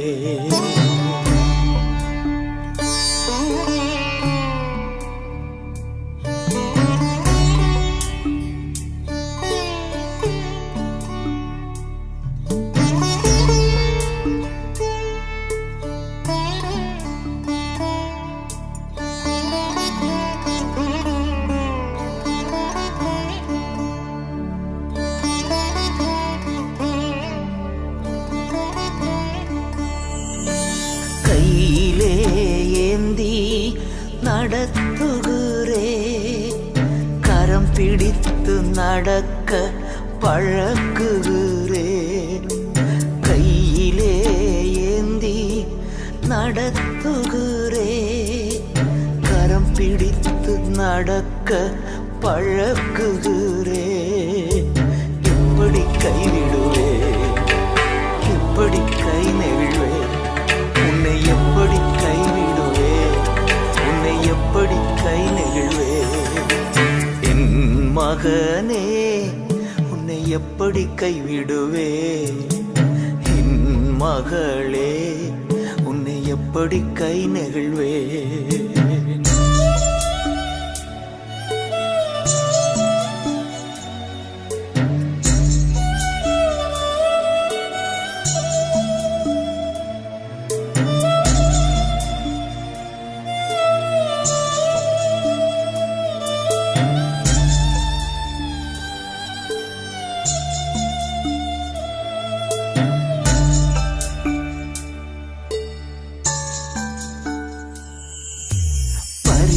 என்னும் கயிறுகளால் பிணைத்து கொண்டே, பக்கம் சாய்ந்து உணவு நான் ஊட்டுகிறேன்.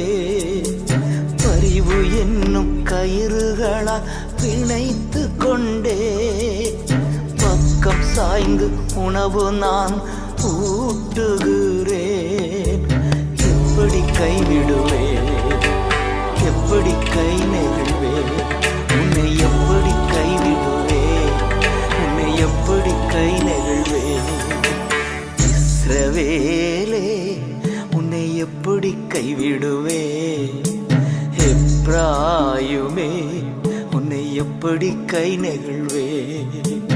என் மகனே, உன்னை எப்படி கைவிடுவே, என் மகளே, உன்னை எப்படி கை நெகிழ்வே. மல்கியா 1:6. இந்த பாடலை கேட்கும்போது பிதாவுடைய மனதின் குமுறலோ அது உங்களுக்கு கேக்குதா? அந்த அவர் என்ன மனநிலையில இருந்து அதை பேசுறாருன்னு கேக்குதா? அப்படி எழுதப்பட்ட அந்த மனநிலையில இருந்து எழுதப்பட்டதுதான் ஆதியாகமம் முதல் மல்கியா வரைக்கும் இருக்க எல்லா பதங்கள். அதை இவ்வளவு நாள் நம்ம காதுல வேற ஒரு தொனி மூலம் கேட்டிருந்தா இன்னைக்கு அந்த தொனி மாறட்டும்னு நான் உங்களுக்கு சொல்றேன். அது இந்த வசனத்துல பிராக்டிஸ் பண்ண போறோம். இப்ப சொல்ற வசனத்துல எப்படி கேக்குதுன்னு பிரகாசம் உள்ள மனக்கண்கள். அதனாலதான் ஜீசஸ் சொல்றாரு, பிதாவே எப்பொழுதும் நீர் எனக்கு செவி கொடுக்கிறீர் என்பதை நான் அறிந்திருக்கிறேன். அந்த பிதாவின் இருதய துணி தெரியுதா? அந்த இடத்துல இருந்து இந்த 6ஆம் வசனத்தை வாசிங்களேன். குமாரன் தன் பிதாவையும் ஊழியக்காரன் தன் எஜமானையும் கனம் பண்ணுகிறார்களே. அது எந்த தொனியில பேசுறாரு? ஒசியால இப்ப வாசிச்சீங்கன்னா அந்த தொனியில குமாரன் தன் பிதாவையும் ஊழியக்காரன் தன் எஜமானையும் கனம் பண்ணுகிறார்களே. நான் பிதாவானால் என் கனமே இங்கே. அந்த துணி கேக்குதா? இல்லாட்டி வேற மாதிரி கேக்குதா? உரமா பயங்கரமான துணியா கேக்குதா? இல்ல ஆதாமே நீ எங்கே இருக்கிறாய் அப்படின்னு கேட்ட துணி கேக்குதா? நான் அப்பானா எனக்கு நீ கொடுக்குற கனம் எங்கடா மகனே? இல்ல நான் உங்களை எஜமானன்னு நினைக்கிறேன். சரி, நீ எஜமானன் நினைச்சா ஊழியக்கார எஜமானனை மதிப்பாங்க, அந்த கனமாச்சு எனக்கு கூடடா. அந்த உறவை சொல்றாரு. அவருக்கு கனம் பிரச்சனை இல்லை, நம்ம உறவு எங்கடான்னு கேட்கிறாரு.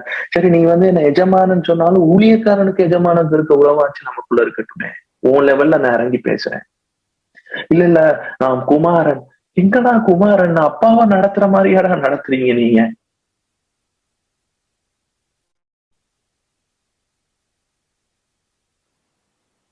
எனக்கு பயப்படும் பயம் எங்க? அசால்ட்டா என்ன அசட்டா பண்றீங்களா? அதான் அங்க போட்டிருக்காரு ஆசாரியர்கள், பாஸ்டர்ஸ் நீங்கதான் காரணம் அப்படின்னு சொல்றேன். உங்களுக்கு பிதாட இருதயத்தை அறிந்து வந்த இயேசு இந்த இடத்துல இருந்துதான் வெளிப்பட்டாரு.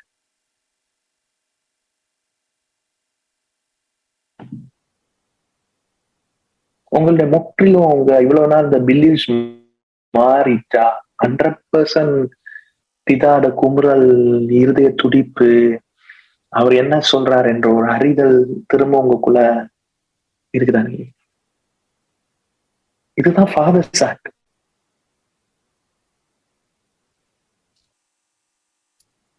சங்கீதம் 103 வாங்க, இன்னொரு 3 அதிகாரம் வாசிப்போம். இது அந்த 3ல முதலாவது அதிகாரம் 103 8-13 வாசிப்போமா? அப்பா கர்த்தர் உருக்கமும் இரக்கமும் நீதிய சாந்தமும் மிகுந்த கிருபையும் உள்ளவர். அது உணருது அவங்க இருதயம். என் பிள்ளைக்கு நான் யாரா இருக்கேன் என்பது, அவருக்கு நான் குமாரன் என்றால், நீங்க குமாரன் என்றால், குமாரத்தி என்றால், அப்பா நம்ம அப்பா எப்படிப்பட்டவர்னா உருக்கம் உள்ளவர், இரக்கம் நீடிய சாந்தம் மிகுந்த கிருபையும் உள்ளவர். அவர் எப்பொழுதும் கடிந்து கொள்ளார், என்றென்றைக்கும் கோபம் கொண்டிறார். அவர் நம்முடைய பாவங்களுக்கு தக்கதாக நமக்கு செய்யாமல், நம்முடைய அக்கிரமங்களுக்கு தக்கதாக நமக்கு சரி கட்டாமல் இருக்கிறார். ஆனா நாம என்ன சொல்லிட்டு இருக்கோம், நினைச்சிட்டு இருக்கோம், நம்முடைய பாவங்களுக்கு தக்கதாக நமக்கு பிரசங்கிக்க, ஜனங்களுக்கு சரி கட்டுவார் அக்கிரமங்களுக்கு தக்கதாக. ஆனா ஒரு புத்திரன், தாவீது என்ற ஒரு புத்திரன் சொல்றான், அவ்வளவு அவர் அனுபவிச்ச அந்த காலத்திலே சொல்றான், நம்ம அக்கிரமங்களுக்கும் மீதலுக்கும் தக்க அவர் நமக்கு சரி கட்ட மாட்டாராம், பனிஷ் பண்ண மாட்டாரு. பூமிக்கு வானம் எவ்வளவு உயரமா இருக்கிறது, அவருக்கு பயப்படுகிறவர்கள் மேல் அவருடைய கிருபை அவ்வளவு பெரிதா இருக்கு. மேற்குக்கும் கிழக்குக்கும் எவ்வளவு தூரமோ, வடக்குல ஆரம்பிச்சா தெற்குல முடியும், ஆனா மேற்குல ஆரம்பிச்சா கிழக்குக்கு வரவே முடியாது, திரும்பி மேற்குலதான் நிற்கும். தொடக்கூடாத அளவுக்கு மேற்குக்கும் கிழக்குக்கும் எவ்வளவு தூரமோ அவ்வளவு தூரமா அவர் நம்முடைய பாவங்களை நம்மை விட்டு விளக்கினார். தகப்பன் தன் பிள்ளைகளுக்கு இறங்குறது போல கர்த்தர் தமக்கு பயந்தவருக்கு இறங்குகிறார். இவ்வளவு நேரம் ஓல்ட் டெஸ்டிமெண்ட்ல பேசி ஜீசஸ் வந்து யோவான் புத்தகத்துல மட்டும் கிட்டத்தட்ட 119 முறை பிதாவே என்ற வேர்டு வந்திருக்கு.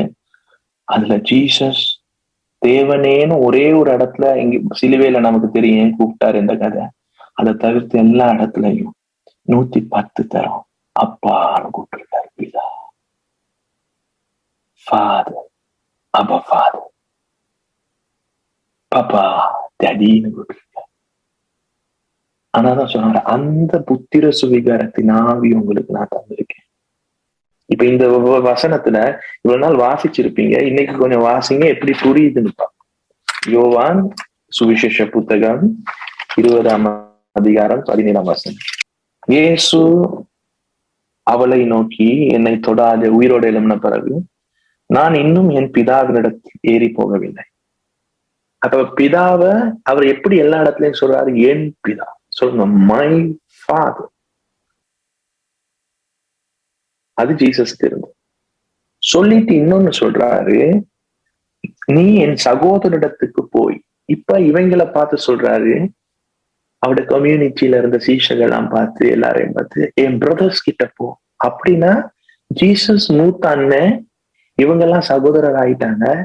சொல்றாரு, இப்ப நான் என்ன சொல்றேன்னா, நான் என் பிதாவினிடத்திற்கும் உங்கள் பிதாவினிடத்துக்கும் என் தேவனிடத்துக்கும் உங்கள் தேவனிடத்துக்கும் ஏறி போகிறேன் என்று அவர்களுக்கு சொல் என்றார். அவர் சொன்னாரு மை ஃபாதர்னு சொல்லிட்டு இப்ப சொல்லிட்டாரு, மை லார்ட்னு சொல்லிட்டு இப்ப சொல்லிட்டாரு. our father, our lord, our father. இயேசு கிறிஸ்துவோட பிதாவை எங்க பிதாவா அறிகிற அந்த எக்ஸ்பீரியன்ஸுக்குள்ள உங்களை நான் கொண்டு வந்துட்டேன் அப்படின்னு சொல்றாரு ஜீசஸ். ஆனாதான் ப்ரே பண்ணுவோம் சொன்னாரு, our father in heaven அப்படின்னு. இங்க பாருங்க, ஜீசஸ் வந்து அவருக்கும் பிதாவுக்கும் இருந்த அந்த யோவான் 17:3 பார்த்தோம்ல, அந்த இடத்துக்கு நம்மளை உயிர்த்தெழுந்து கொண்டு வந்துட்டேன்னு சொல்றாரு. சொல்லிட்டு ஜான் 16 தாங்க, இதான் லாஸ்ட் ஃபைனல் சாப்டர் இன்னைக்கு வாசிக்கிறது. இதுல கொஞ்சம் உங்களுக்கு எக்ஸ்பிளைன் பண்றேன். இப்ப ஜீசஸ் பாக்குற இடத்துல பிதா நம்மளை பாக்குறாரு என்ற இடத்துக்கு நம்பிக்கை வந்துட்டா. இப்படியாச்சும் வரட்டும்ப்பா, இயேசுவே சொல்றாரு, உனக்கு வருதோ இல்லையோ நான் அப்படி கொண்டு வந்துட்டேன் உங்களை அப்படின்னு சொல்றாரு. அதாச்சும் வரட்டும், அதையாச்சும் நம்புறீங்களா? இயேசு சொல்றாரு, என் பிதா உங்க பிதான்னு சொல்லிட்டாரு. 23 வாசிப்போம் 16. அந்த நாளில் நீங்கள் என்னிடத்தில் ஒன்றும் கேட்க மாட்டீர்கள். எந்த நாளில்? நமக்கு முன்னாடினா அந்த நாள் வந்தாலும் என்னன்னு தெரியும்னா, ரகசிய வருகைக்கு பிறகு, பரலோகத்துக்கு எடுத்துக்கொண்ட பிறகு. இங்கே சொல்லப்பட்ட அந்த நாள்னா என்னன்னா, இயேசு மரிக்கிறதுக்கு முன்னாடி பேசிட்டு போறாரு இந்த வசனம். ஜான் 20 தானே அது பேசுறாரு, இப்ப வாசிச்சது. இதுக்கு முன்னாடி இது 16 பேசுறாரு. அப்படியான ஒரு காலம் வரும். எந்த காலம்? நான் உயிரோட எழும்பி உங்ககிட்ட பேசுவேன், அந்த தருணத்தை இதுல பேசுறாரு 23. அதுல தெளிவு இருக்குதா? அந்த நாள்னா எந்த நாள்? அவகிட்ட சொல்றாரு, நம்ம பிதாட்ட போறேன்னு சொல்லுங்க, அந்த நாள் நான் உயிர்த்து வருவேன்பா. அந்த நாளிலே நீங்கள் என்னிடத்தில் ஒன்றும் கேட்க மாட்டீர்கள். மெய்யாகவே மெய்யாகவே நான் உங்களுக்கு சொல்லுகிறேன், நீங்கள் என் நாமத்திலே பிதாவினிடத்தில் கேட்டுக்கொள்வது எதுவோ அதை அவர் உங்களுக்கு தருவார். இந்த வசனத்தை விளக்கமா சொல்லிட்டு அடுத்தது சொல்லட்டா? 28 வரைக்கும் இல்ல 28 வரைக்கும் ஒரே ஷாட்ல வாசிச்சுட்டு ஒவ்வொன்னா விளக்கு, இது உங்களுக்கு புரியும். ரொம்ப முக்கியமான சாப்டர் வர்ஸ் எது? சங்கர் என்ன சொல்றேன்? ஒரேடிக்கா வாசிச்சுட்டு விளக்கட்டா? ஒவ்வொன்னா விளக்கிட்டு போட்டா?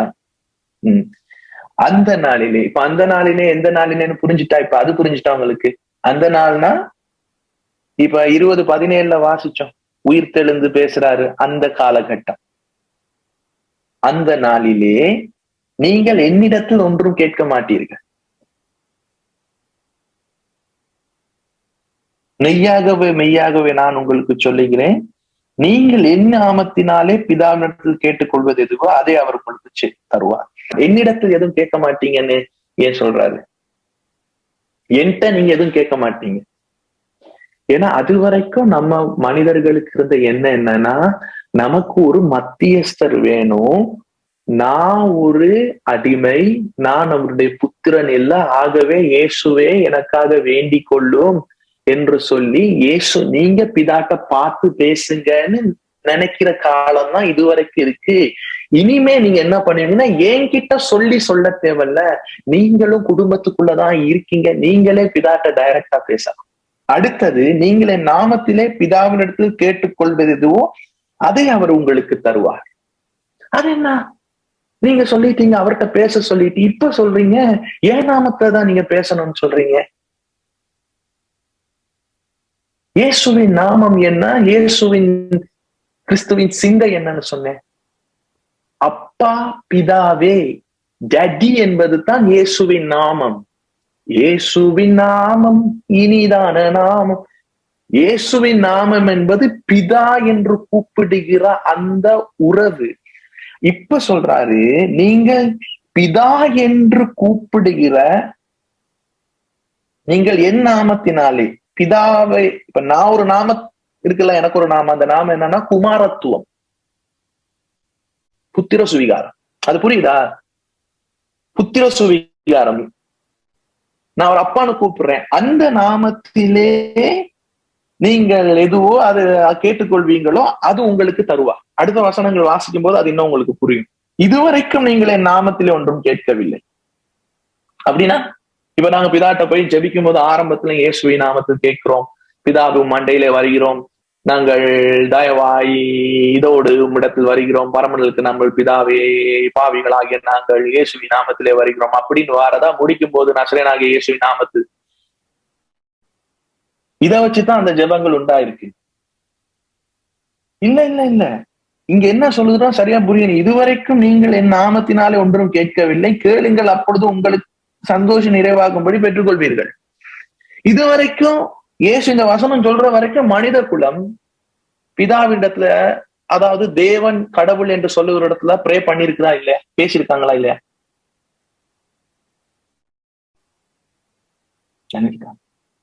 பண்ணும்போது அவங்க எல்லாம் தங்களை யார் என்ற உணர்வுல இருந்து பண்ணாங்க. குமாரத்துவம் என்ற உணர்வே இல்லாம மத்த எல்லா இடத்துலயும் பண்ணாங்க. இப்ப இயேசு சொல்லிட்டாரு, நான் வந்துதான் உங்களுக்கு என்னன்னு காட்டி கொடுத்தேன், என் பிதாவோ உங்க பிதான்னு சரியான ஒரு பார்வையில காட்டி கொடுத்தேன். இப்ப நீங்க ஏன் மூலம்னா பிதாவை சரியா அப்பாவா நீங்க அறிஞ்சுக்கிட்டீங்க. இதுவரைக்கும் நீங்க பண்ண ஜெபம் எல்லாமே நான் பிதாவை எப்படி குமாரத்துவ அடையாளத்துல இருந்து அவரோட பேசினேனோ அந்த அடையாளத்துல பண்ணாத ஜெபங்கள். நான் உங்களுக்கு ஒரு உறவின் உரிமை கொடுத்திருக்காரு தானே, பிதாவிடத்துல சேர்த்திருக்கேன்ல, இதுவரைக்கும் அந்த பிரேயர் நீங்க பண்ணதில்ல. இனி நீங்க அந்த நாள்ல ஒரு பிரேயர் இருக்கும். அது என்னன்னா, நான் எப்படி குமாரத்துவத்துல பிதாவோட உரிமை கூறி எனக்கும் பிதாவுக்கு இருக்கிற இன்டிமேட் ரிலேஷன்ஷிப்ல ப்ரே பண்ணுவேனோ அந்த நாமம் பிதா என்ற உறவுல இதுவரைக்கும் நீங்க கேட்டதில்லை, இனிமே கேட்பீங்க என்று சொல்றாங்க. அது புரிஞ்சுச்சா? இவைகளை நான் உவமைகளாய் உங்களோடு பேசுகிறேன், காலம் வரும். இந்த காலம் எப்படி? மெகிடோ காலமா? இந்த காலம் என்ன காலம் தெரியுதா யசோத்? எந்த காலம்? அப்பா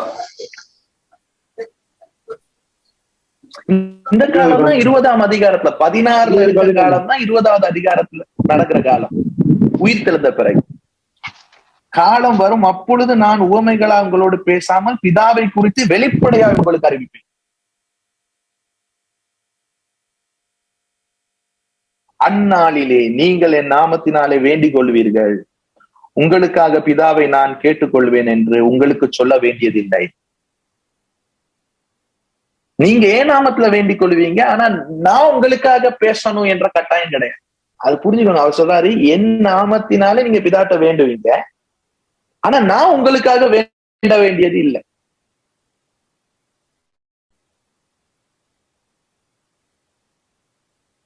இதை வாசி முடிச்சுட்டு அதை சொல்றேன்.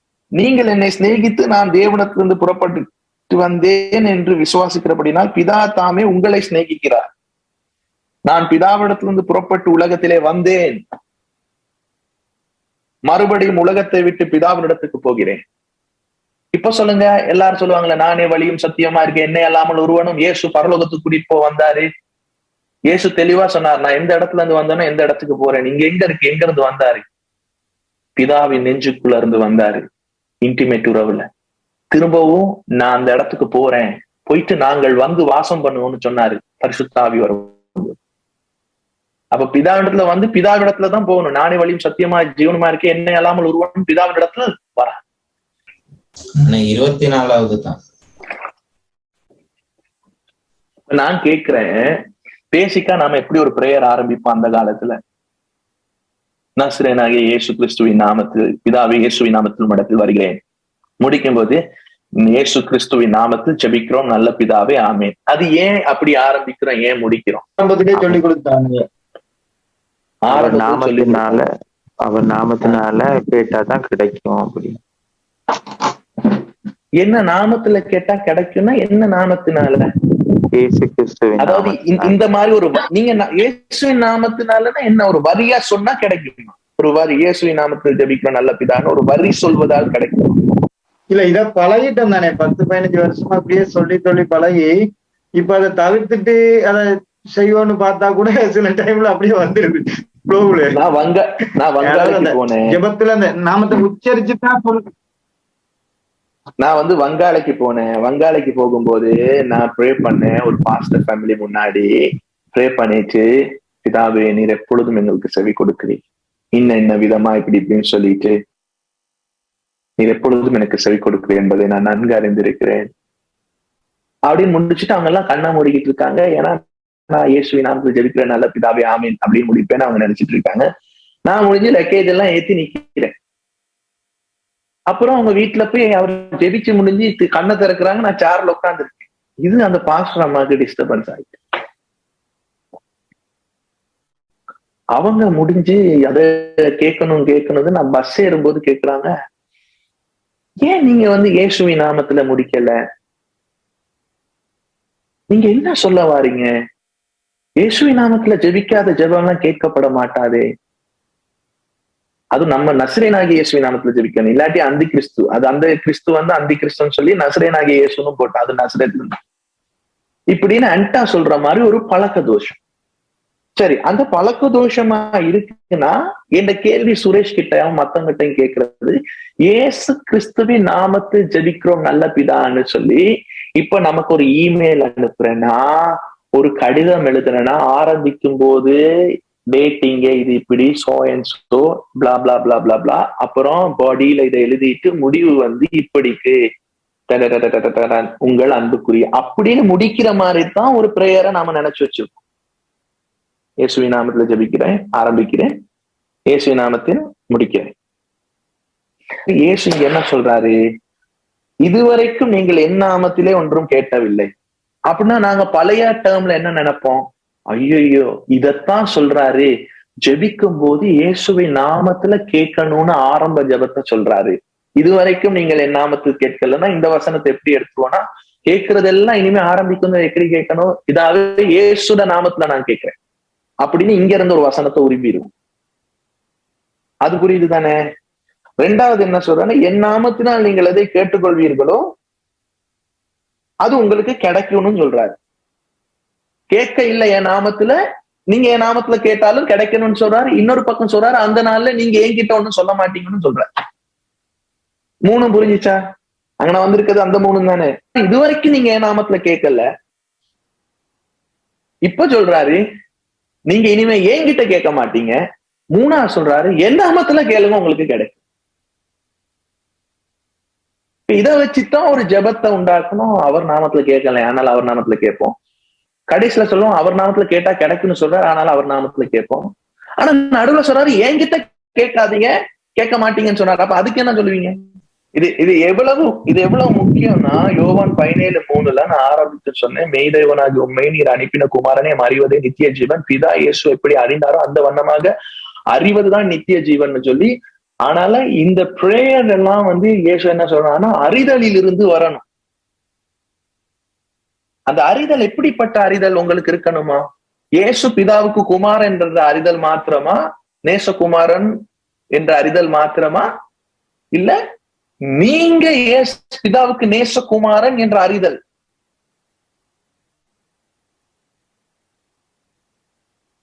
உண்மையில் நான் பிரியமா இருக்கிறேன். இந்த அறிதலுக்கு கொண்டு வரத்துக்கு தான் இயேசு பூமிக்கு வந்தாரு. இயேசு பூமிக்கு வந்தது எதுக்கு? மெயின் பிரதானமானது பிதாவினிடத்து நம்மை சேர்க்கும்படிக்கு அந்த அறிதல். இப்ப என்ன பண்ணிட்டாரு? அவட்ட என்ன சொல்றாரு 20ஆம் அதிகாரத்துல? என் பிதாவினிடத்திலும் உங்கள் பிதாவினிடத்திலும் போறோம்னு சொல்லுங்க. என் தேவனிடத்திலும் உங்க தேவனிடத்திலும். அப்படின்னா என்ன சொல்ற வராரு? நம்ம அப்பா கிட்ட போறேன் அப்படின்னு சொல்றாரு. அந்நாளிலே நீங்கள் என்னத்தில் கேட்க மாட்டீங்க. எந்த நாள்? இதுவரைக்கும் நீங்க நினைச்சிட்டு இருக்கீங்க அவர் உங்களுக்கு பிதா இல்லைன்னு நினைக்கிறீங்க. யாரோ ஒருத்தர் மூலமா தான் நீங்க பண்ணணும்னு நினைக்கிறீங்க. ஆனா நான் உயிரோட எழுந்தேன் தெரியுமா? அந்த நாளை சொல்றாரு. எழுந்து அவகிட்ட சொல்றாருல, அந்த நாளுல உங்களுக்கும் அவர் பிதாதான், எனக்கும் பிதாதான், வேற்றுமையே இல்லை. சரிசமமா என்னையும் உன்னையும் பாக்குறாரு என்று ஜீசஸ் சொல்றாரு. அப்படின்னா நம்ம ரெண்டு பேருக்கும் அவர் யாரு? அப்பா. உனக்கு என்ன ஆவிய தந்திருக்காரு? புத்திர சுவிகாரத்தின் ஆவி, சுவிகார புத்திரத்தின் ஆவி. இப்ப அந்த ஆவி வந்த பிறகு இப்ப நான் உங்ககிட்ட என்ன சொல்றேன் அப்படின்னு சொல்றாருன்னா, நீங்க என் நாமத்தினாலே பிதா கிட்ட என்ன கேட்டாலும் உங்களுக்கு கிடைக்கும்னு சொல்லிட்டாரு. அப்படின்னா இயேசு என்ற பதத்தை யூஸ் பண்றனாலயா, இல்ல இயேசு பிதாவை அறிந்த அந்த அறிதலின் புத்திர சுவிகாரம் என்ற அந்த உறவின் நாமத்தினாலே இயேசு நின்னு அப்பா பிதாவே என்று கூப்பிடுகிறது இருக்கு தெரியுமா? அதுதான் இயேசுவின் நாமம்னு நான் சொல்றேன். இயேசுவின் நாமம் என்ற என்னன்னா அப்பா, ஜடி என்பது தான் இயேசுவின் நாமம். ஜீசஸ் வந்து அவர் நாமத்தினால் கேளுங்கன்னா எதை சொல்றாருன்னா, நான் என் நாமத்துல என் பேருல நான் ஒண்ணு சொல்றேன். என் பேர் என்னன்னா, என் பேரே என்னன்னா அவரை அப்பான்னு கூப்பிடுறதுதான் அப்பா அப்படின்னு சொல்றாரு. அப்பான்னு கூப்பிடுங்க, நீங்க பெற்றுக்கொள்வீங்கன்னு சொல்றாரு.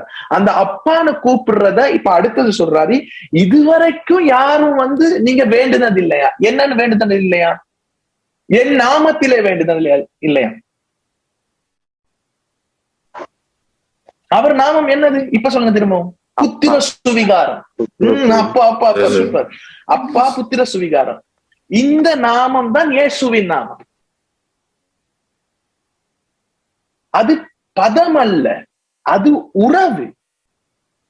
இப்ப திரும்ப நான் உங்களுக்கு சொல்லி கொடுக்கணும். புரிஞ்சிச்சுன்னா இவ்வளவு நேரம் நான் பேசுனதுல கன்க்ளூஷனே இதுதான். உங்களை எங்க கொண்டு வந்திருக்கேன்னா, இயேசு வந்து நிக்கிறாரு பிதாக்கு முன்னாடி, நாங்க வந்து நிக்கிறோம். முன்னாடி ஒரு மனநிலை நமக்கு இருந்துச்சு, இயேசு பிதாவுக்கு முன்னாடி நிக்கிற மாதிரி நம்ம நிக்க முடியான்னு சொல்லி இயேசுக்கு பின்னாடி போய் ஒளிஞ்சுக்கிட்டோம். அந்த இடத்துல இருந்து நீங்க என்ன பண்ணீங்க? எல்லாரும் பிதா கிட்ட இவ்வளவு நாள் ப்ரே பண்ணிக்கிட்டு இருந்தீங்க. அது பிதா கிட்டே பண்ணல, நீங்க என்கிட்ட கதை சொல்லிக்கிட்டு இருந்தீங்க. இப்ப இயேசுவின் நாமத்திலே எங்களுக்கு கிண்டர் ஜாய் கொடும் அப்படின்னா, பிதா கிண்டர் ஜாய் நம்ம கையை விட்டு வாங்க மாட்டோம். அப்படியே கொடுக்கும் போது அதுக்கு நல்ல இயேசுட கை அப்படி விட்டு கிண்டர் ஜாய் எடுப்போம், இல்லாட்டி பிதா அடிச்சிருவார். இயேசுவின் நாமத்திலே ஆரஞ்சு தாரும் பிதாவே அப்படின்னு சொன்னா, இப்படி கையை நீட்டும் போது நாங்க இயேசு பின்னாடி இருந்து இப்படி கையை நீட்டும் போது இயேசு எங்க முன்னாடி இருந்து பிதாவை அவர் தான் பார்த்துட்டு இருப்பாரு. எனக்கு தெரியுது இயேசுட பொறடி மட்டும். இயேசுட பின்னாடி தான் நிக்கிறேன். இதுதான் இயேசு, இதுதான் நான். இப்ப நான் எப்படி நிக்கிறேன்? இயேசு பின்னாடி இருக்கேன். பிதா என்ன அடிச்சாலும் இயேசு தான் வாங்குவார். இப்ப எந்த மனநிலை வந்து நான் இயேசுவின் நாமத்துல கேட்கணும். இவரை முன்னாடி அனுப்பிட்டு பிதாவே இயேசுவின் நாமத்தில் ஆரஞ்சு தாரும் அப்படின்னா, முதலாவது நான் கையை எப்படி கொண்டு போறதே இயேசு கொண்டு போனா அவட கைக்கடியால நான் கொண்டு போயிட்டு இயேசு இந்த பிதா உனக்கு ஒரேஞ்சுன்னு சொன்னோன்னா அப்படி இயேசு வாங்கி நம்மகிட்ட கொடுப்பாரு இந்த ஒரேஞ்சு. இது வரைக்கும் நீங்க இப்படிதான் வேண்டிக்கிட்டு இருந்தீங்க. புரியுதா? இதுதான் பிஎஸ்ஐ இங்கதான் அடிபடும். கிரேஸ் கேம்ப்ல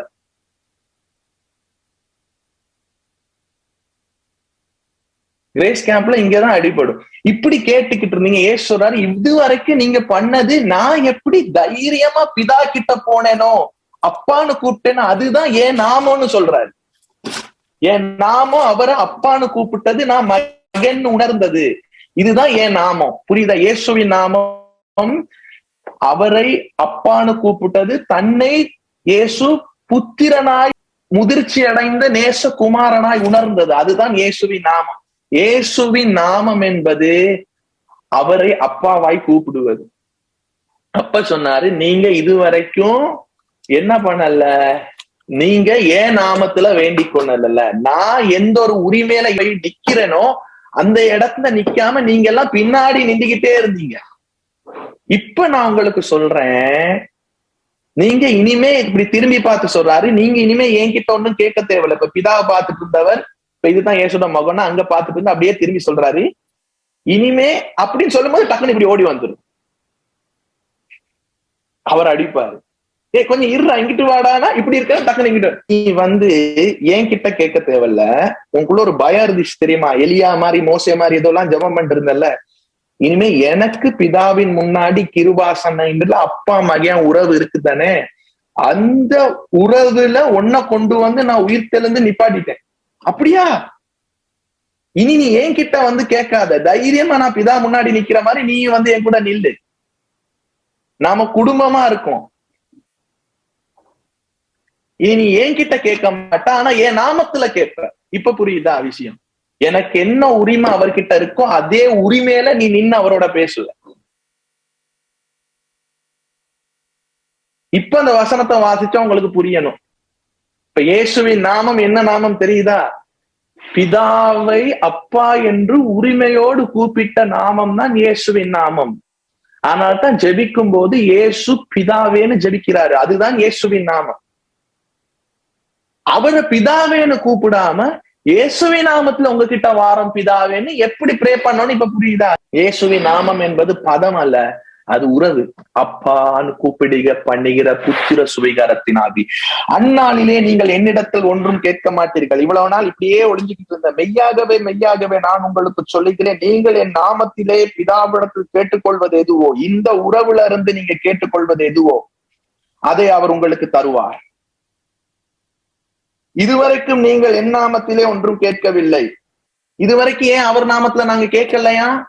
அவர் பிதாவை எந்த உறவுல அறிஞ்சு வச்சிருந்தாரோ, புத்திர சுவிகாரத்துல இருந்தாரோ, அந்த உறவுல இருந்து பிதாவோடு அவர் பேசின மாதிரி நாம பிதாட்டோ பேசினதே இல்லைன்னு சொல்றாரு.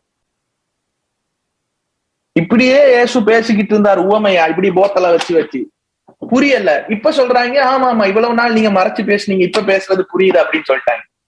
சரி புரியுது தானே, இப்ப நான் எங்க போறேன்னு உனக்கு தெரியுமான்னு கேட்டோன்னா, பிதாவை எங்களுக்கு காண்பியும்னு கேட்கிறாங்க. இப்ப இந்த வசனம் வாசிக்கும் போது நீங்க எந்த பிக்சர்ல இருந்து வாசிக்கணும்னா, என் நாமத்தினாலே இதுவரைக்கும் நீங்கள் வேண்டிக் கொள்ளவில்லை, அந்த வசனத்தை மைண்ட்ல வச்சுக்கிட்டு தான் இதை இயேசு சொல்றாரு, நீங்க என் நாமத்தினால இதுவரை வேண்டிக் கொள்ளவில்லை. அப்படின்னா ஏன் அவரோட நாமத்துல நான் வேண்டிக் கொள்ளலன்னா 15 சொல்லுது, அந்தபடி திரும்பவும் பயப்படுவதற்கு நீங்கள் அடிமைத்தனத்தின் ஆவியை பெறாமல். அது வரைக்கும் நாம என்ன ஆவியை பெற்றிருந்தோமா? பயப்பட்டோம், பின்னாடி நின்று உரைஞ்சுட்டாங்கன்னு கேட்டோம். இயேசுவின் நாமம் அது இல்லையா? இயேசுவின் நாமம் என்னன்னா, அப்பா பிதாவை என்று கூப்பிட பண்ணுகிற புத்திர சுவிகாரத்தின் ஆவியை பெற்றீர்கள். இதுதான் இயேசுவின் நாமம். மேலும் நீங்கள் புத்திரராய் இருக்கிறபடியினால் அப்பா பிதாவே என்று கூப்பிடத்தக்கதாக தேவன் தமது குமாரனுடைய ஆவியை உங்கள் இருதயங்களில் அனுப்பினார். இப்ப வசனம் புரிஞ்சுட்டா? இப்ப நீங்க தேவனுடைய புத்திரனா இருக்கபடினால அப்பா பிதாவே என்று கூப்பிடுகிற இயேசுவின் நாமம், அது இயேசுவுக்கே உரித்தானதா. ஆல்ரெடி உங்களை அவர் அப்படிதான் பார்த்தாராம், அந்த ஆவியை இப்ப உங்களுக்கு தந்துட்டாராம். இப்ப நீங்க அவர்கிட்ட எப்படி பேசணுமா? அப்பா பிதாவேன்னு கூப்பிட பேசணும், பிதா என்ற உறவுல பேசணும். அந்த உறவு எப்படிப்பட்ட உறவுனா, இயேசு பிதாவை உறவுல கூப்பிட்ட மாதிரி நீங்க கூப்பிடணுமா, பிதாவை உறவு வச்சுக்கொள்ளணுமா. ஆனாதான் சொன்னாரு, இவ்வளவு நாட்கள் நீங்க ஏன் நாமத்துல கேட்கல, ஏன்னா ஏன் நாமம் என்னன்னா அப்பா பிதாவே என்று சுவிகார புத்திரத்தின் நாமம். தைரியமா அவர்கிட்ட வந்து பேசுனேன். ஆனா இவ்வளவு நாள் நீங்க வந்து ஏன் என் நாமத்துல கேட்கணும்னா உங்களுக்கு பயப்படுற குணம் இருந்துச்சு, பயப்படுற அடிமைத்தனத்தின் ஆவி இருந்துச்சு, உறவு உரிமை உங்களுக்கு இல்லாம நீங்க நினைச்சிட்டு இருந்தீங்க. ஆனா அந்த நாள்ல நான் உயிரோட எழும்பி உங்களை கொண்டு போய் அந்த இடத்துல நிப்பாட்டுவேன். அந்த உறவின் நிலையில இருந்து இயேசுவோட நிகரா நின்று பிதாட்ட பேசுவோமா? உன்னதங்களில் அவரோடு உட்கார செஞ்சா. ஆனா புத்திரனா இருந்து பிதாவை நெருங்கி அவரிடத்துல இருந்து வந்தவரும் அவரை நமக்கு வெளிப்படுத்தினவரும் இயேசு.